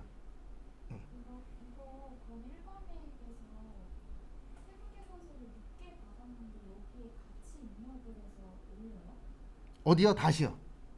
지금 세금계산서를 늦게 받은 거잖아요. 네, 늦게 받았죠. 네. 이번 4월에서 6월인데. 네. 근데 왜 일반 매입을 같이 거기 잘 보셔야 되는 게 여기에 보시면 공급 시기 이후인 확정 신고 기한까지만 받으면 돼요. 네. 그러니까 국가에서 법을 어떻게 만들었냐면 늦게 받는 거 인정을 해줄게. 그 대신 언제까지 받아야 돼요? 신고하기 전까지. 그러니까 여기에서 말하는 거는 7월 25일 날 받았다가 아니에요. 이 날짜 안에 받은 거예요. 4월에서 몇 월까지 받은 거예요? 6월 30일까지. 왜냐면 거기 보시면은 이렇게 써 있죠. 공급 시기 이후인 확정 신고 기한까지 뭐 했대요? 수취했대요. 이게 무슨 뜻이냐면 만약에 이럴 수도 있잖아요. 앞에 보시면 만약에 우리가 4월 30날 거래를 한 거예요. 네. 그러면 원래 원칙은 언제 발행해줘야 되는 거예요? 4월 30일. 그리고 예외는 아무리 늦어도 5월 며칠까지? 10일까지. 근데 이 사람이 언제까지 발행해준 거냐면 이거를 이 날짜를 맞춰서 발행해야 되는데 만약에 4월 30일로 해서 날짜는 4월 30일인데 발행은 만약에 7월 10날 했대. 이럴 수도 있어요? 없어요? 있죠. 그러면 날짜 어겼잖아요. 그러면 요게 무슨 수치가 되는 거예요? 지연 수치가 되는 거예요. 그러니까 받긴 받았는데 이 원칙에 벗어났다라고 보시면 돼요. 7월 25일 날 발행했다가 아니에요. 날짜는 이거 안에 걸로 발행을 해준 거예요. 근데 발행 자체를 지금 한 거예요? 나중에 한 거예요? 나중에. 근데 법에는 언제까지 받으라고 되어 있냐면 신고하기 전까지만 받으면 돼요. 그래서 우리 일기 확정이 언제까지예요? 7월 25일까지죠. 그래서 만약에 이렇게 시험 문제 안 나오는데 7월 26일 날 발행하잖아요. 그러면 이거 매입세 공제 못 받아요. 아니, 그렇죠. 아예 이거는 입력하면 안 돼요. 왜냐면 법 자체가 언제까지는 받아도 인정해주겠다? 7월 25일 안에 그 전에 거 받는 거는 인정을 해주겠다. 그 대신 늦게 받았으니까 뭐는 내자? 예, 가산세 내자. 이렇게 되어 있어요. 근데 7월 25일 지난 이후에 받잖아요. 그러면 국가에서 이건 장난치는 거야. 왜냐하면 늦어도 예, 언제까지는 마무리 지어라. 세금 신고할 때까지는 마무리 지어라라고 날짜를 줬잖아요. 근데 그날 이후에 옛날 걸 발행했어. 그러면 그거는 인정 안 해줘요. 국가 자체에서. 왜냐면 이렇게 보는 거거든요. 이거는 세금 적게 내려고 장난치는 거야. 라고 봐버려요. 국가 자체에서. 그래서 7월 26일 이후에 그 1기 확정 관련된 걸 받았으면 그거는 공제 못해요. 그럼 내일 날짜인 10일까지 받았으면 가산세 안 그렇죠. 그땐 가산세 안 내요.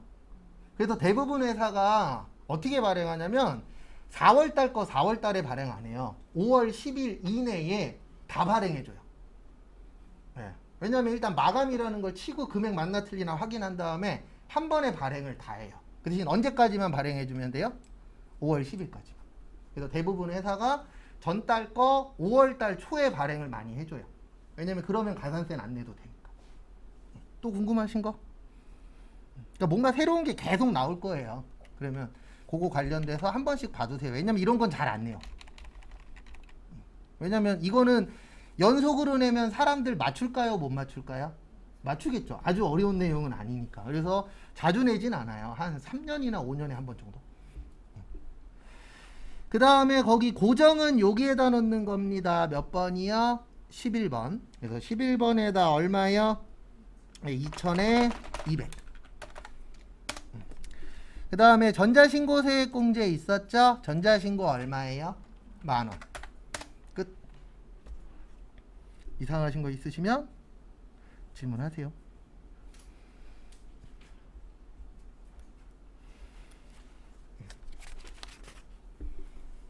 그러니까 항상 문제 풀 때 평균적으로 한 해 풀 때마다 한 문제당 뭔가 새로운 게 한두 개씩 나온다라고 보시면 돼요. 네, 그래서 그 새로운 거를 맞추면 전부 다 맞는 거고, 새로운 거를 틀리면 뭘로 가는 거예요? 부분 점수로 가는 거예요. 근데 평균적으로 부분 점수로 갈 확률이 조금 더 높아요. 한 6대 4 내지 7대 3 정도. 다 맞출 확률이 한 3, 40% 정도 되고, 한두 개 정도 틀릴 확률이 한 6, 70% 된다라고 보면 얼추 맞아요. 왜냐면 똑같이 내는 경우보다는 뭔가 새로운 걸 내는 경우들이 많아서. 그래서 많이 풀어봐야 돼요. 그래서 우리 수업 끝나고 거진 한 달 정도 기간 있잖아요. 그때 동안에 하루에 하나씩은 풀어보셔야 돼요. 하루에 하나씩은 풀어보셔야 돼요. 주말엔 좀 쉬시고. 그래서 일주일에 몇 개씩은 풀어야 돼요? 5개. 왜냐면 제 장담하는데 여러분 딸 2주 쉬잖아요. 그러면 가산세 기억 안 나요. 분계는 금방 다시 원상복구가 되는데 부가가치세하고 소득세는 이거는 꾸준히 하는 수밖에 없거든요. 그래서 일주일에 한 5개 정도는 푼다 이렇게 생각하시고 준비를 하셔야 될 거예요. 그 다음에 문제 4번 결산. 네. 다 쓰면 빵점 될 수도 있어요. 그렇죠. 왜냐면 부분 점수 어떻게 주는지 저도 몰라요. 분명히 있긴 있어요. 있긴 있는데 이거를 뭐 입력한 걸로 어떻게 주는지는 저도 몰라요. 네. 왜냐면 협회에서 알려준 적이 한 번도 없어서 그냥 부분 점수는 있다. 이거는 알아요. 왜냐면 과거에 몇 번 부분 점수를 알려준 적이 있긴 있거든요.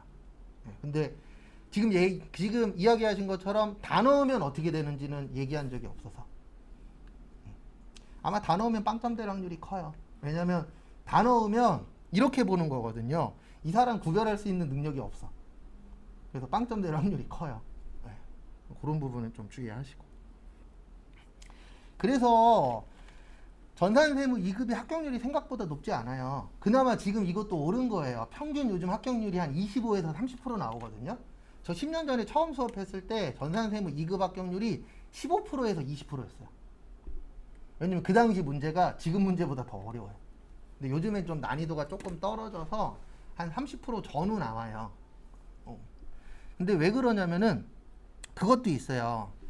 지금은 이제 국가에서 돈을 적게 주려고 시간을 줄여놨어요. 그래서 예전에는 어떻게 했냐면 회계세무 같이 하잖아요. 그러면 최소 300시간 이상이었어요. 네. 그러니까 좀 길게 했었어요. 수업을.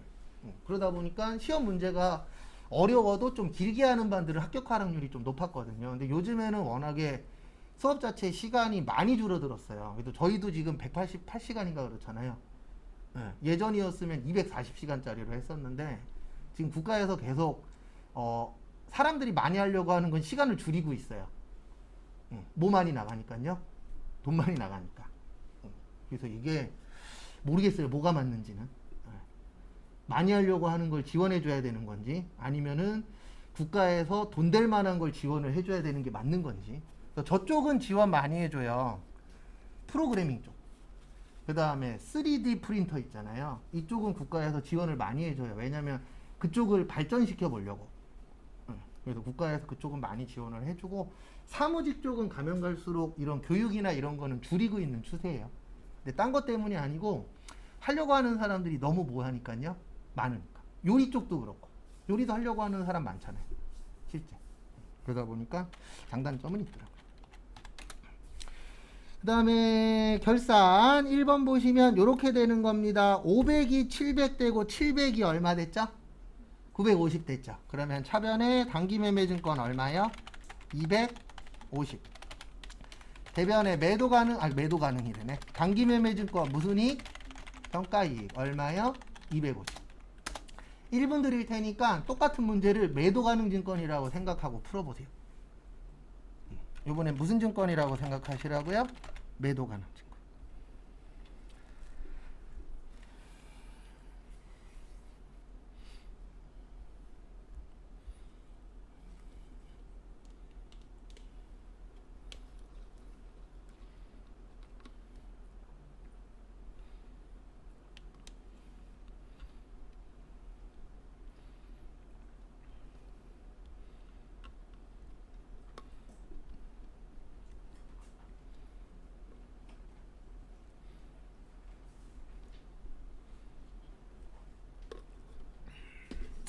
앞에 보세요.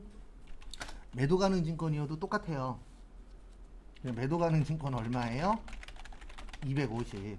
그 다음에 대변에 매도 가능 증권 무슨 이익? 평가이익 250. 왜 똑같냐면 계속 오르고 있잖아요.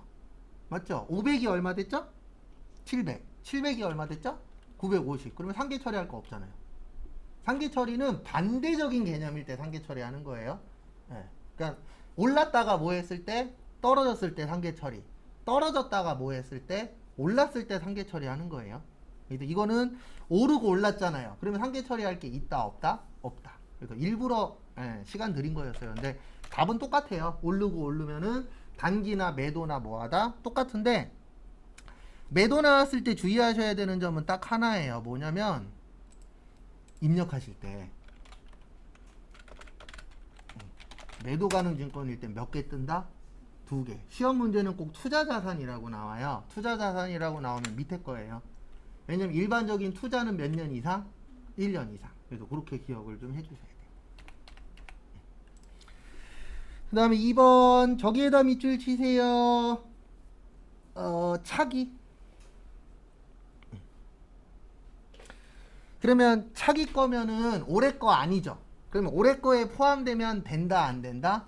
안 된다. 그러면 늘려야 돼요? 줄여야 돼요? 줄여야 돼요. 그래서 차변의 이자 수익 얼마예요? 23만원. 왜냐면 수익의 증가 감소? 감소. 그 다음에 내년 거 먼저 뭐 했죠? 받았죠. 먼저 받았다. 무슨 수익? 선수 수익. 얼마요? 23만원. 그래서 여기에서 키포인트는 이거예요. 장부의 계상. 이게 무슨 뜻이냐면 장부에 처리했다는 얘기예요.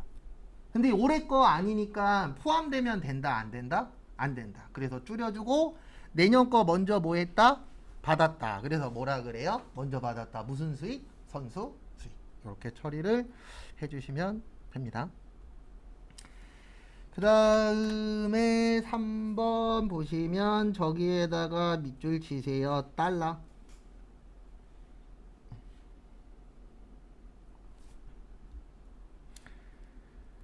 달러 나오면 이렇게 해주시면 됩니다. 우리 외화에는 외환, 차익, 외환 차손은 실제. 외화환산 이익, 외화환산 손실은 뭐 할 때요? 결산할 때. 그래서 이렇게 되는 거예요. 10만 달러 곱하기 1,100원. 그러면 어디 갔냐? 계산기. 1억 1,000. 요건 차입했을 때예요. 맞죠? 그 다음에 10만 달러 곱하기 1,050원. 1억 500. 요거는 뭐 할 때요? 결산할 때. 그러면 올랐어요? 떨어졌어요? 떨어졌죠. 얼마 떨어졌죠? 500만 원. 몇 년 빌렸다? 2년. 길다 짧다? 길다. 무슨 차익금? 장기 차익금. 얼마 떨어졌다? 500. 부채에 뭐요? 외화장기 차익금. 그렇죠. 그 다음에 뭘로 하래요? 그 다음에 거래처 코드를 뭐 하기로 한다? 기재하기로 한다. 그러면 꼭 여기에다 뭐 쓰셔야 돼요? 거래처. 어디요? CVS. 이거 안 넣어도 틀려요. 그리고 원래 넣어야 돼요. 장기 차익금이니까. 이게 없어도. 근데 있으니까 100% 넣으셔야 됩니다. 그 다음에 떨어졌으면 좋다 나쁘다? 좋다. 외화 환산 이익.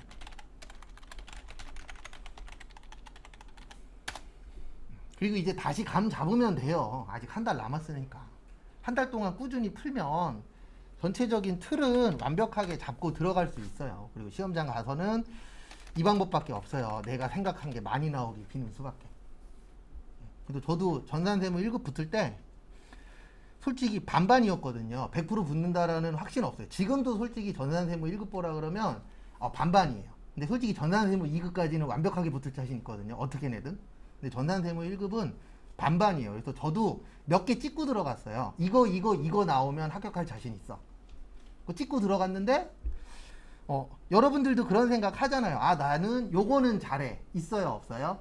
있죠. 그래서 우리 시험 보러 가시면 제일 처음에 시험지 나눠주잖아요. 그리고 넘겨보면서 문제 보죠. 네.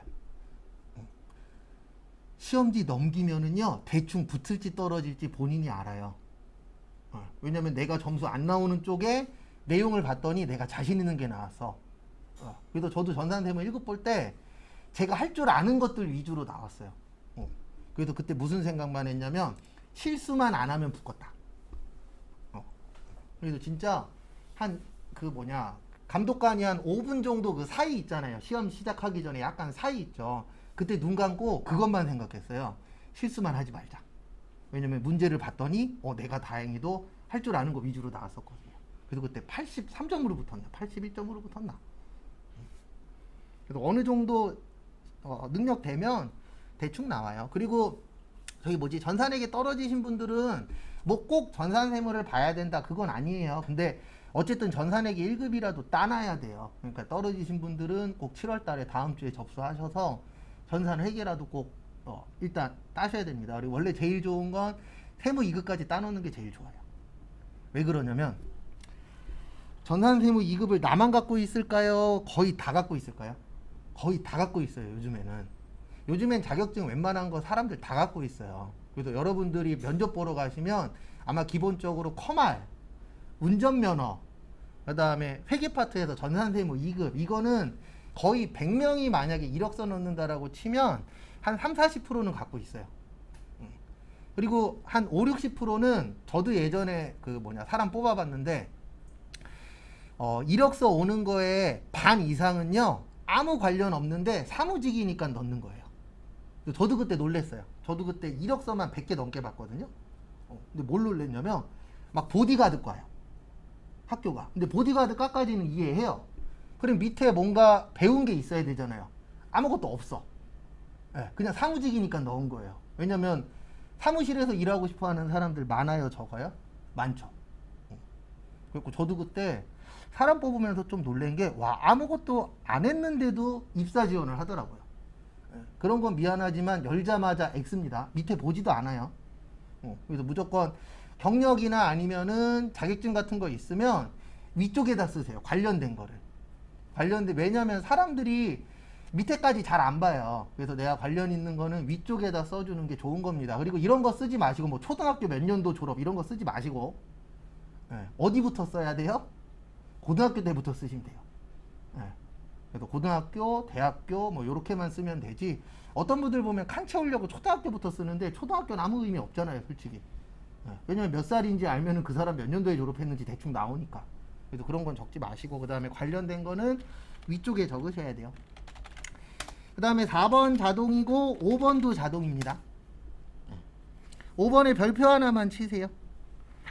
어렵진 않아요. 요거는 딱 한 번만 해보면 다 맞출 수 있을 정도의 내용입니다.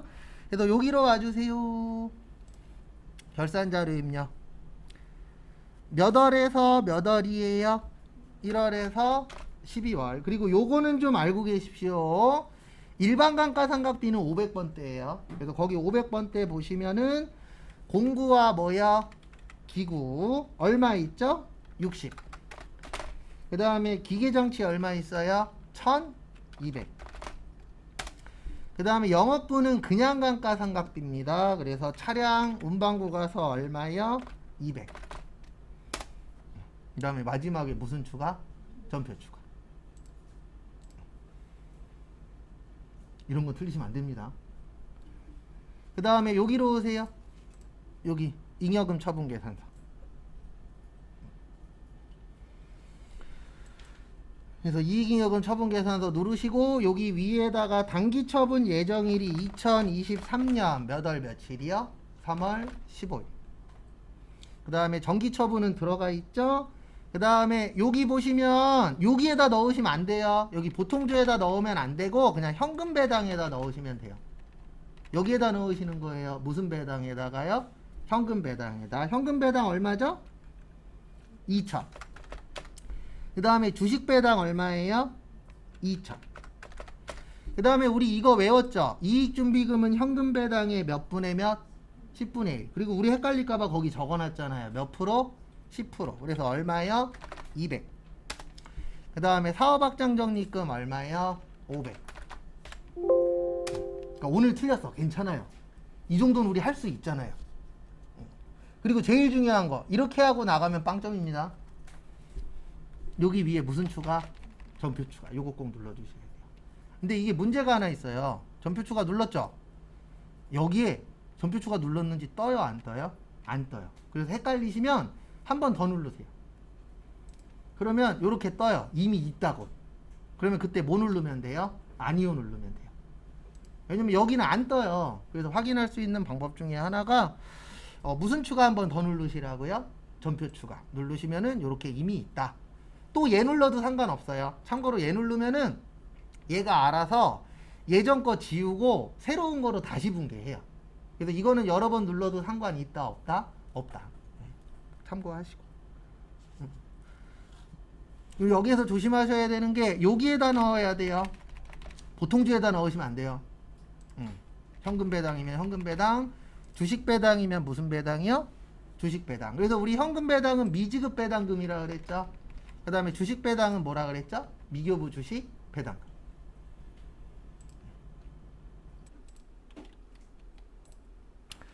자, 다음 거 보시면은요. 저기에다 밑줄 치세요. 첫 번째 줄에 급여 자료 입력.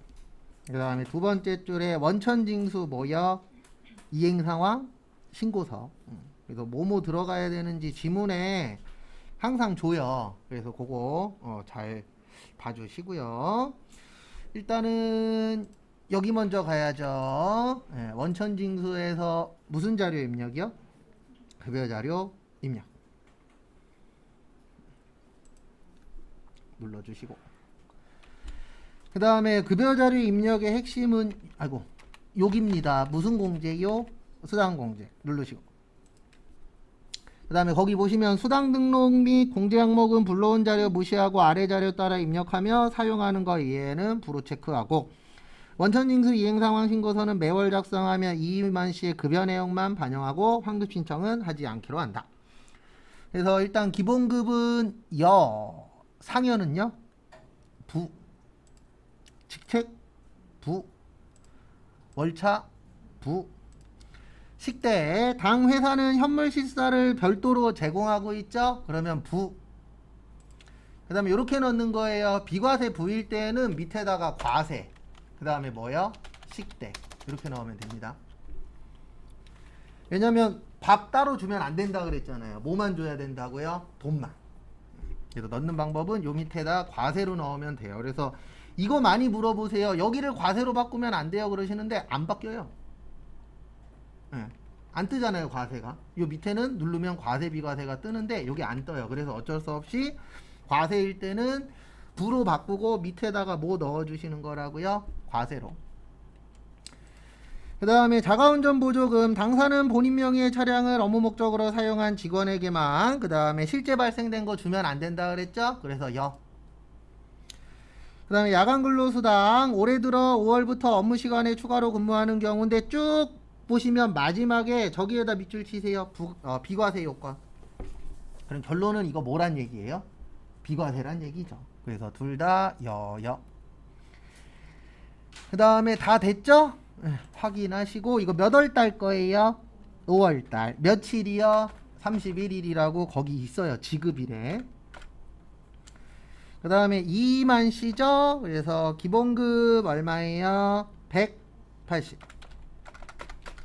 식대 10. 그 다음에 자가운전 얼마요? 20. 야간 20. 그 다음에 국민연금이 85,500원.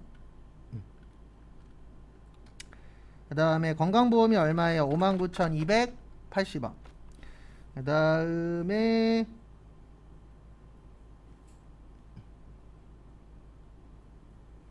잠시만요.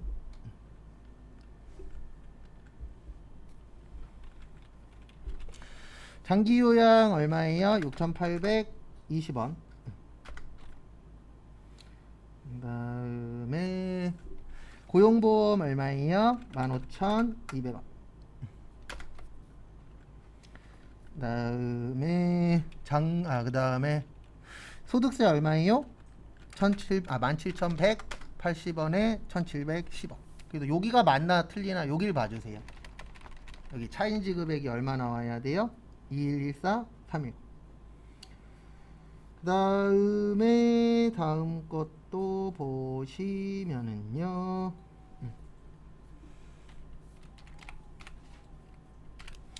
여기 가야 되죠. 원천징수 이행상황 신고서 오셔서 몇 월이라고요? 5월. 그리고 조심하셔야 되는 게 여기 잠깐만 봐주세요. 한 2년에 한 번씩 귀속기간하고 지급기간이 다를 때가 있어요. 그러니까 어떻게 나오냐면 5월 달 건데 지급일이 6월 달로 나올 때가 있어요. 그때는 앞에는 5, 지급은 몇 월이요? 6. 이렇게 바꿔주셔야 돼요. 근데 지금은 5월 달 거 5월 말에 줬잖아요. 그러면 5고 5월 달 거를 6월 달에 주는 회사들 있다 없다? 있다. 그러면 앞에는 5, 뒤에는 몇이요? 6. 그렇게 바꿔주셔야 돼요. 많이는 아닌데 간혹가다 한 번씩 나와요. 그 다음에 여기 전월미환급 가서 얼마 입력하세요? 23만원. 끝. 이렇게 넣어주시면 됩니다. 되셨습니까? 되셨죠? 그 다음에 다음 것도 보도록 하겠습니다. 그래서 요 정도 수준으로가 제일 많이 나와요. 시험은. 그래서 원천징수 이행상황 신고서 어떻게 넣는지 잘 좀 기억해 주시기 바랍니다. 그 다음에 여기로 와주세요. 여기 연말정산 들어오셔서 몇 번으로 하세요? 508번. 그 다음에 거기 보시면 이남동 사원에 2022년 귀속 연말정산과 관련된 자료는 다음과 같다. 자료를 이용하여 연말정산 추가 자료 입력 메뉴에 저기에다 밑줄 치세요. 부양가족 탭. 그 다음에 월세, 주택, 임차. 그 다음에 연말정산 입력 탭. 부양가족 먼저 할게요. 여기 누르세요. 그 다음에 640페이지 피세요. 몇 페이지 피세요? 640.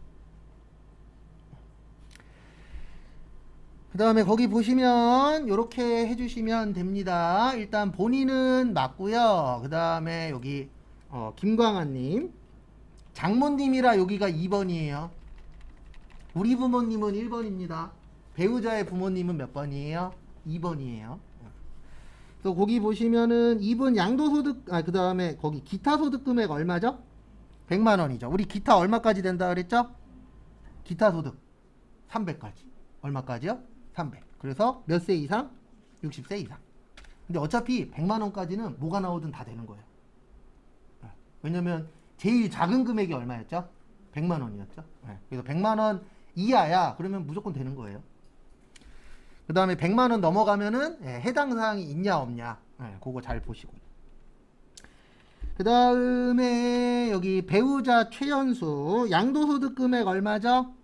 120. 얼마 넘었죠? 100 넘었죠. 그래서 요 분은 부. 그 다음에 이준 몇 세 이하? 20세 이하. 그 다음에 자녀 들어가야 돼요. 왜냐면 자녀는 7에서 몇이요? 20. 그래서 요거 들어가야 됩니다. 그 다음에 이미도도 돈 안 벌죠? 그래서 몇 세 이하? 20세 이하. 여기에서 키포인트는 이분이에요. 이송도. 일용근로소득이죠. 일용근로소득은 얼마를 벌든 상관 있다 없다? 없다. 그래서 요 분은 장애인이죠. 그래서 뭘로 선택해 주셔야 돼요? 장애인. 근데 여기서 조심하셔야 되는 거.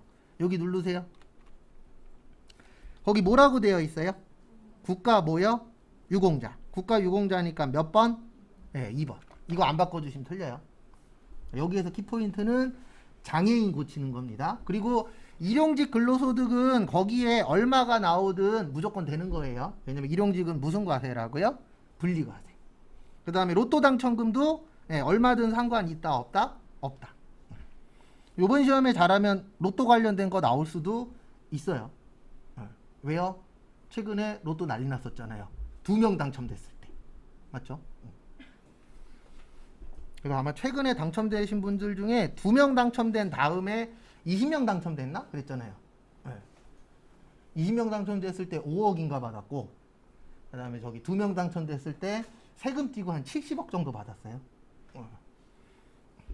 그래서 이슈 됐었잖아요. 그러면 나올 확률이 조금은 있습니다. 그 다음에 이제 다시 앞으로 가세요. 일단 보장성 보험부터 보도록 하겠습니다. 그래서 거기 보시면 무슨 성 보험이요? 보장성 보험. 그래서 보장성 보험 보시면 장애인 전용 보장성 보험 돼요? 안 돼요? 돼요. 그 다음에 이미도 씨의 이미도의 보장성 보험도 돼요. 그래서 이렇게 넣는 겁니다. 여기 보험의 일반에다가 얼마요? 60. 그 다음에 장애인의 얼마죠? 130. 되셨습니까? 그럼 이제 다음 걸로 넘어가도록 하겠습니다. 다음 페이지. 그 다음에 교육비 볼게요. 김광화 평생교육시설이라고 되어 있죠. 요거 거기 보시면 김광환님이 장모님이죠. 우리 장모님, 그러니까 부모님 관련돼서 뭐만 된다? 장애인 교육비만 된다 그랬죠? 그래서 이거 입력하시면 안 돼요. 그 다음에 현장 체험 학습비 얼마? 30만 원. 그 다음에 유치원 급식비 됩니다. 그래서 이렇게 넣으시면 돼요. 여기 교육비 가셔서 취약전 아동에다가는 얼마 넣어주세요? 260 넣으시고, 그 다음에 여기 초중고 가서 얼마 넣으세요? 30. 끝. 그 다음에 의료비 최연수 질병치료비 되고요. 김광환님 의료기기 돼요. 왜냐면 저것 때문에 되는 거예요. 의사 처방. 근데 이렇게 나올 때도 있어요. 의료기기를 샀는데 건강 증진 목적이야. 그럼 그건 안 되는 겁니다. 그래서 요 문구를 일부러 준 거예요. 왜냐면 이거 의사 처방이 없는 건강기기들도 있어요? 없어요? 있죠. 그건 안 돼요. 왜냐면 일반적인 그 건강기기들은 건강 증진 목적이거든요. 근데 이분은 의사 처방이 나왔던 얘기는 아파서 산 거잖아요. 그래서 되는 겁니다. 그 다음에 건강 증진용은 된다 안 된다? 안 된다. 그래서 이렇게 넣어주시면 되세요. 여기에서 넣는 거라 그랬죠. 의료비는 무슨 가족이요? 부양가족. 가셔서 여기에서 의료비 가서 더블 클릭하시고 F2 일단 누구요? 최연수. 그 다음에 국세청에 한 건에 얼마요? 60. 그 다음에 F2 김광환님. 그 다음에 여기도 국세청에 한 건에 얼마요? 275만원. 끝. 그리고 이것도 좀 알고 계세요. 모두 좀 알고 계시냐면 병원비는 월급에 그 연봉의 몇 프로 이상 쓰셔야 된다고요? 3%. 몇 프로요? 3% 넘게 쓰셔야 돼요. 그러니까 내가 연봉이 3천만 원이야. 그러면 90만 원 이상 아파야 됩니다. 그 다음에 신용카드는 몇 프로? 25%. 이거 이론에 나올 수 있어요. 실기에는 상관없어요. 어차피 컴퓨터가 다 계산하니까. 그 다음에 나오시고, 그 다음에 기부금 저기에다 밑줄 치세요. 불우이웃 돕기. 불우이웃 돕기 뭘까요? 기부금인데 예, 법정 아니에요. 불우이웃 돕기는 여기에요. 종교단체 외. 여기 종교 외에다 넣으셔야 돼요. 어디에다 넣으셔야 된다고요? 종교 외가 답입니다. 왜냐면 불우이웃 돕기 단체들 되게 많죠. 예. 그래서 불우이웃 돕기에서는 이 단체가 국가와 관련된 단체냐가 나와야 돼요. 문구가. 그래서 대표적인 게 어디냐면은 사랑의 열매 있죠. 예. 사회복지 공동모금회. 예. 사랑의 열매가 원래 그 명칭이 아니에요. 원래 명칭은 이거예요. 사회복지 공동모금회. 예. 여기는 일명 우리가 무슨 열매라 그래요? 사랑의 열매. 여긴 법정기부금이에요. 왜냐면 누구랑 관련 있는 거죠? 국가랑. 그 다음에 저도 이거 공부하면서 알았는데 이런 단체도 있어요. 바보의 나눔이라고. 바보의 나눔이라는 단체가 있대요. 저도 이거 공부하면서 알았어요. 여기도 법정기부금이에요. 그래서 거기에 있는 불우이웃 돕기 성금은 무조건 법정기부금은 아니에요. 그 내용을 봐야 돼요. 그래서 그 내용에 따라서 법정기부금이 될 수도 있고 뭐가 될 수도 있다? 안 될 수도 있어요. 그래서 여기에서는 아무 말 없이 불우이웃 돕기 성금이라고 나오면 종교단체 외에다 넣으셔야 돼요. 그래서 여기는 뭘로 들어간다고요? 종교단체 외. 근데 이럴 수 있습니다. 이거 어저께도 한번 보여드렸었는데 나 이거 헷갈려. 그러면 이렇게 하라 그랬어요. 다음 주에 우리 들어가야 되죠. 한국세무사에 뭐요? 자격시험. 왜냐면 다음 주가 원서 접수일이니까. 그 다음에 우리 지금 몇 회 풀고 있죠? 95회 풀고 있죠? 그러면 여기 알림마당에 공지사항이 있어요. 그래서 공지사항 오셔서 여기에다 제목에다가 몇이라고 쳐요? 95라고 치면 돼요. 몇이요? 95라고 치시고요. 그 다음에 요거 있어요. 확정답안. 무슨 답안이요? 확정답안. 그 다음에 여기 전산 세무. 가셔서 전산 세무 2급에 우리 지금 문제 5번에 몇 번 하고 있죠? 2번. 여기 있죠? 법정기부금, 지정기부금 둘 다 정답으로 뭐합니다? 인정합니다. 그래서 이거 법정으로 넣었어도 인정해준대요. 근데 왜 그러냐면 불우이웃 돕기 성금을 냈는데 어디에다 냈는지가 안 써있죠. 맞죠? 그래서 원래 이렇게 나오면 이 지정기부금이 종교단체 외예요. 뭐라고요? 종교단체 외. 그래서 원래 이렇게 나오면 종교단체 외에다가 일단 넣어두세요. 왜냐면 법정이 되려면 어디에다 냈는지가 꼭 나와야 돼요. 그래서 지금은 둘 다 맞게 인정을 해줬습니다. 그래서 법정에다 넣으신 분들 있죠? 그분들도 맞은 거예요. 그래서 좀 애매하면 여기 와서 꼭 한 번씩 보세요. 왜냐면 여기에 있는 걸로 인정이 되거든요. 무조건. 그래서 요거 정답지를 봤는데 내가 생각한 거랑 좀 다른 거 같아. 그러면은 꼭 확정답안 한 번씩 확인을 하세요. 왜냐면 저도 제가 말하는 게 무조건 다 맞는 건 아니에요. 왜냐면 이렇게 복수 정답일 때가 있거든요. 그래서 이럴 때는 꼭 확인 작업 한 번씩 해주십시오. 그래서 지금은 둘 다 뭐 한다? 맞는다 라고 보시면 됩니다. 그 다음에 다음 거 보시면은요, 신용카드 이남동님 되고요. 최연수 안 돼요. 왜 안 되냐면 신용카드는 나이, X, 소득, 동그라미 최연수님 소득 있잖아요. 그래서 누구만 된다? 이남동만. 그래서 이렇게 넣으시면 됩니다. 여기에다가 법정에다 넣어도 되고 어디에다 넣어도 된다고요? 종교단체 외 둘 다 맞게 해줘요. 그래서 여기에다가 20. 그 다음에 신용카드 가셔서 신용카드에다 얼마요? 1950만 넣으셔야 돼요. 거기 618만 원은 소득에 걸려서 넣으면 된다, 안 된다? 안 된다 라고 기억을 해주셔야 됩니다. 그 다음에 다음 것도 보시면은요, 월세는 여기죠? 월세주택 임차. 여기에다 서장미, 그 다음에 유형은 다세대, 그 다음에 계약 면적은 106, 서울 특별시 영등포구 영신로 11길 3, 2022년 11월 1일에서 2023년 10월 31일. 2022년에 얼마 냈대요? 100만원. 왜냐면 이분 2달 살았잖아요. 되셨죠? 끝. 이상한 거 있으시면 질문하세요. 없으면 1분 후에 다음 거 진행할 겁니다.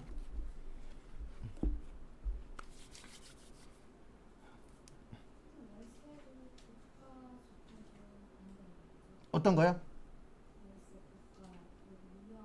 예. 아니요, 그건 상관없어요. 예, 우리는 그 9억은 내가 집주인일 때. 예, 이거는 내가 집주인이 아니잖아요. 그래서 우리 월세는 저것만 조심하시면 돼요. 뭐만 조심하시면 되냐면, 얼마 이하? 7천만 원 이하여야 돼요. 총급여가 얼마 이하요? 7천만 원 이하의 무주택자여야 돼요. 저희는 요것만 조심하면 돼요. 왜냐면 그 9억 원은 집주인일 때가 연관이 있는 거고, 예, 우리는 그 집에서 뭐 사는 거죠? 월세 사는 거죠. 예, 그리고 9억짜리로 낼 수가 없어요. 왜냐면 9억짜리 이상 집이면 월세만 해도 몇 천만 원이에요. 예, 그래서 거기까지는 안 나옵니다. 그래서 아마 9억은 저쪽에서 많이 나올 거예요. 나오게 되면 이론 쪽에서. 예. 그래도 혹시 나올 수도 있으니까 주의는 하시고.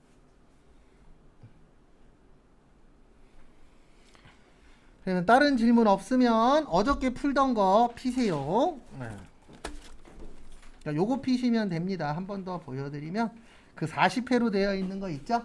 네, 그거 2페이지 피시면 돼요.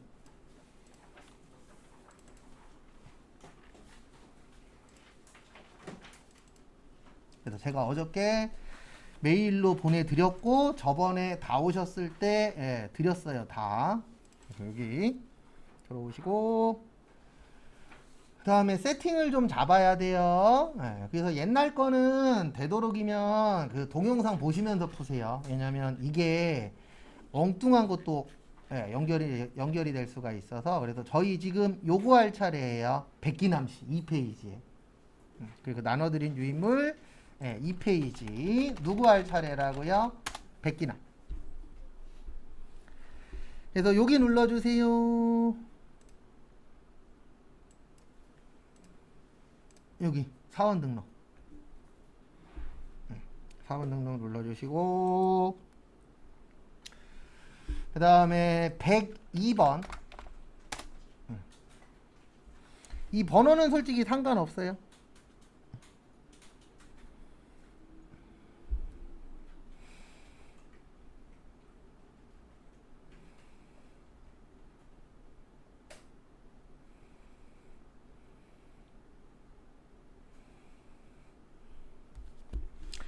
그래서 102번에 누구요? 백기남. 그 다음에 입사 연월일은 2022년 1월 1일.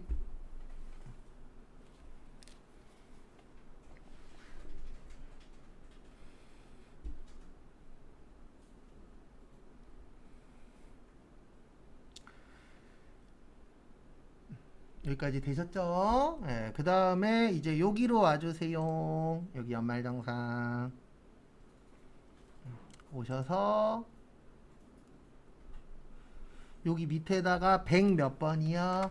2번 백기남씨 열어주시고, 그리고 여기 앞에 잠시만 봐주세요. 102번 쳤는데 만약에 백기남씨가 안 뜬다 그러면 이거 빠진 거예요. 뭐가 빠진 거냐면 이거 입사연월일 안 넣으면 안 떠요.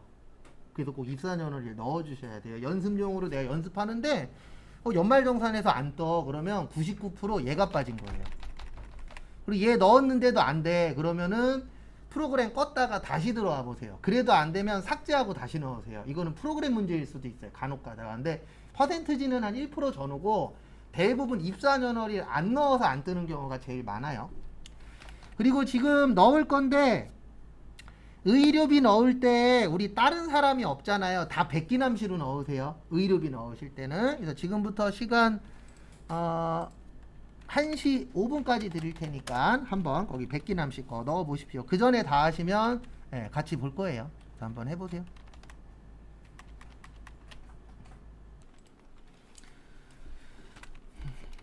그래서 같이 보시면 일단 이렇게 나오면 안 좋은 시험이라 그랬죠. 일단 하나씩 할게요. 본인의 보험료 되죠?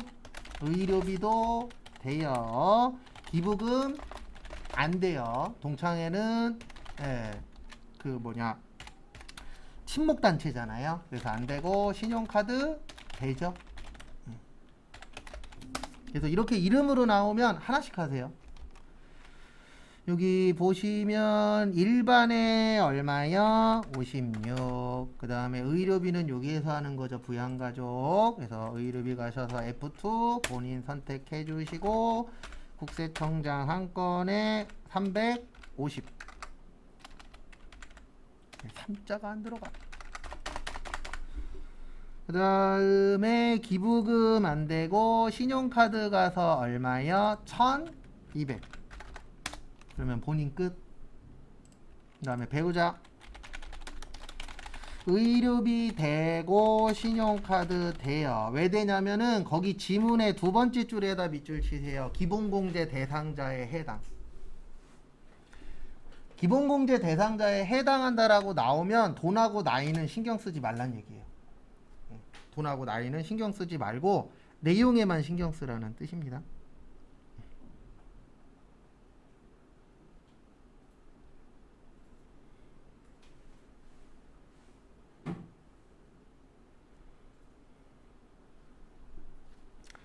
그 다음에 보시면 그래서 이렇게 넣으시면 돼요. 의료비는 여기죠. 그래서 F2. 왜 이래? 그냥 다 백기남으로 넣으세요. 지금은 국세청장 한 건에 150. 그 다음에 신용카드 가서 지금 1200 있죠? 1200에다 500 더하면 얼마요? 1700. 그러니까 무조건 같은 칸에 있으면 더하는 거예요. 그 다음에 부친 안 돼요. 건강기능식품이라. 그 다음에 장남 돼요. 대학교. 그래서 여기에다 넣는 겁니다. 여기 교육비 가셔서 대학생 가서 얼마요? 네, 750. 그 다음에 차남 보험료 되고요. 학원비 안 돼요. 학원비 왜 안 돼요? 학원비 누구만? 미치아 가족만. 그래서 보험료 되고 학원비 안 되고 고등학교 되고. 근데 여기 보시면 이미 56만원 들어가 있죠. 56에다 85 더하면 얼마예요? 144만원인가요? 아니다. 85죠? 85면 141만원이죠? 네. 금액 잘못 봤네요. 그 다음에 여기 교육비 가셔서 초중고에다가 얼마요? 80. 그 다음에 남동생 신용카드 안 돼요. 왜 안 되냐면 여기 보세요. 이거 요즘에 안 써드렸는데 형제자매는 무조건 안 돼요. 뭘 썼든. 형제자매 거는 뭘 샀든 안 돼요. 초반엔 제가 이거 얘기 많이 했었어요. 최근 들어서 이야기 안 한 거지. 그래서 누구 거라 안 된다? 남동생 거라. 그래서 신용카드는 형제자매 건 무조건 안 됩니다. 그 다음에 나머지 사람은 그 소득 있나 보고 그 다음에 내용이 되는 거냐 안 되는 거냐 구별하셔야 돼요. 예전에 시험 문제 이렇게 나온 적 있었어요. 어떻게 나온 적 있었냐면 배우자는 명품백 샀거든요. 근데 배우자 거라 돼요. 근데 형제자매는 집에서 먹을 식료품 샀거든요. 안 돼요. 누구 카드라? 형제자매 카드라. 그래서 형제자매는 무조건 안 됩니다. 그 다음에 밑에 거 보도록 하겠습니다. 41회 문제 3번인데 혹시 거기 5번까지만 하시면 돼요. 혹시 그 밑에 안 지워져 계신 분 계시면 여기 잠깐만 봐주세요. 제가 지운다라고 지우긴 했는데 여기 5번하고 그 6번 있죠. 요거는 하는 거 아니에요. 혹시 있는 분들은 제가 이거에는 안 지워져 있거든요. 그래서 몇 번까지만 하는 거예요? 5번까지만. 그래서 여기로 와주세요. 요거까지만 하고 아마 마무리하면 될 것 같아요. 오늘 수업은 어디로 오시냐면은 여기 부가가치에서 부가가치세 뭐요? 신고서. 그 다음에 4월에서 몇 월이요? 6월. 아무것도 없죠?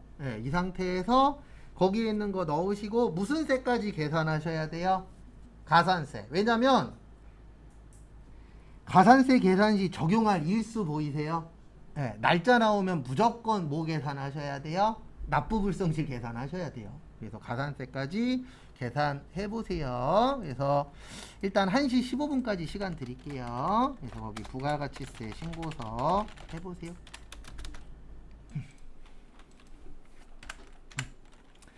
일단 매출 내역 보시면 제품 매출이죠. 매출의 과세, 고정자산 매국대금도 그냥 매출의 과세예요. 왜냐면 매출 쪽에는 일반 고정이 있어요, 없어요? 없어요. 그래서 여기에다가 1억 2천에 얼마요? 1,200. 그 다음에 법인카드로 산 거 있죠? 법인카드로 산 거는 매입 과세의 고정이에요.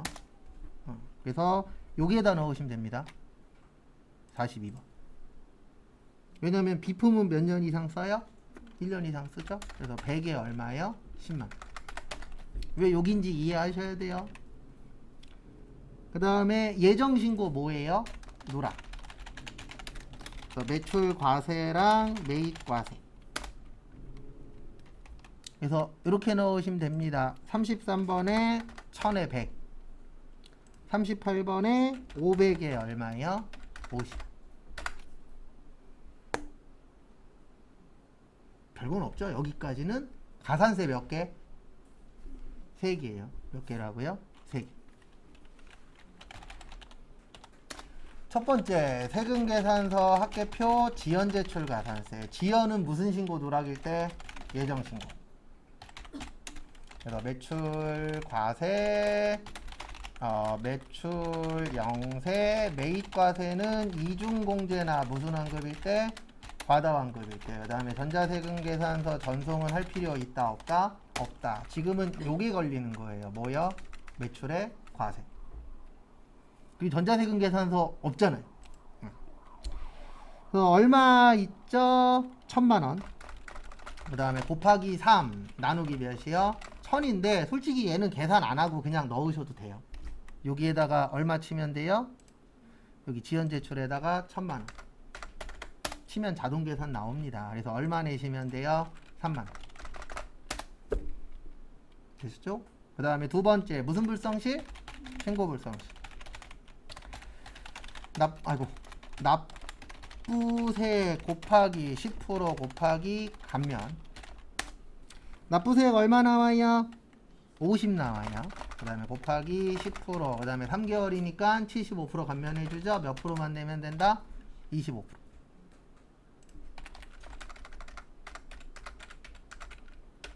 (12,500원) 그래서 여기에다 하시면 돼요. 여기 우리는 71번이에요. 아무 말 없으면 무조건 71번이에요. 특별한 내용 없으면.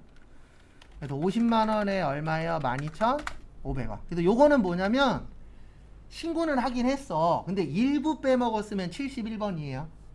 그 다음에 다 빼먹었으면 몇 번이에요? 그때는 69번이에요. 왜냐면 69번은 무신고잖아요.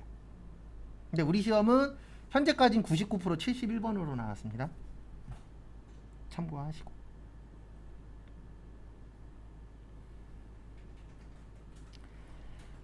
그 다음에 다음 거 보시면은요. 하나 또 있죠. 무슨 불성식? 납부불성식. 납부지연. 죄송합니다. 납부세 곱하기 미납일수 곱하기 2.2 나누기 만. 납부세액 얼마 나왔죠? 50만원. 미납일수 며칠? 90일. 곱하기 2.2 나누기 만.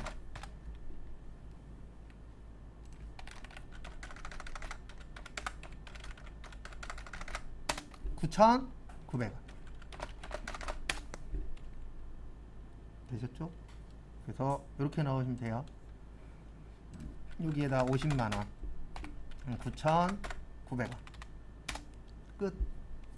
얘는 할 필요 없죠. 영세율은 매출에 영세도 없으니까. 그 다음에 거기 밑에 보시면 예정신고 시 환급세액 발생됐는데 못 받았대요. 여기 21번에다 넣는 거예요. 왜냐면 21번에 예정신고 미환급이라고 있죠. 얼마 못 받았다? 150.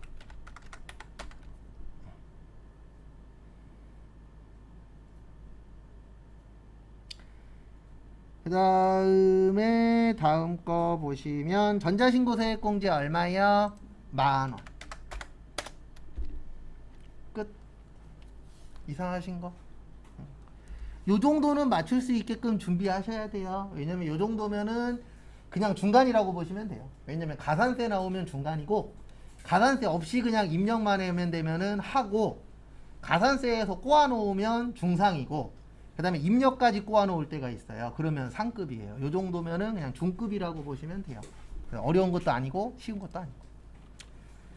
그래서 이렇게 남은 기간 동안에 진행할 겁니다. 그래서 오늘 고생 많으셨고요. 내일 뵙도록 하겠습니다. 고생하셨습니다.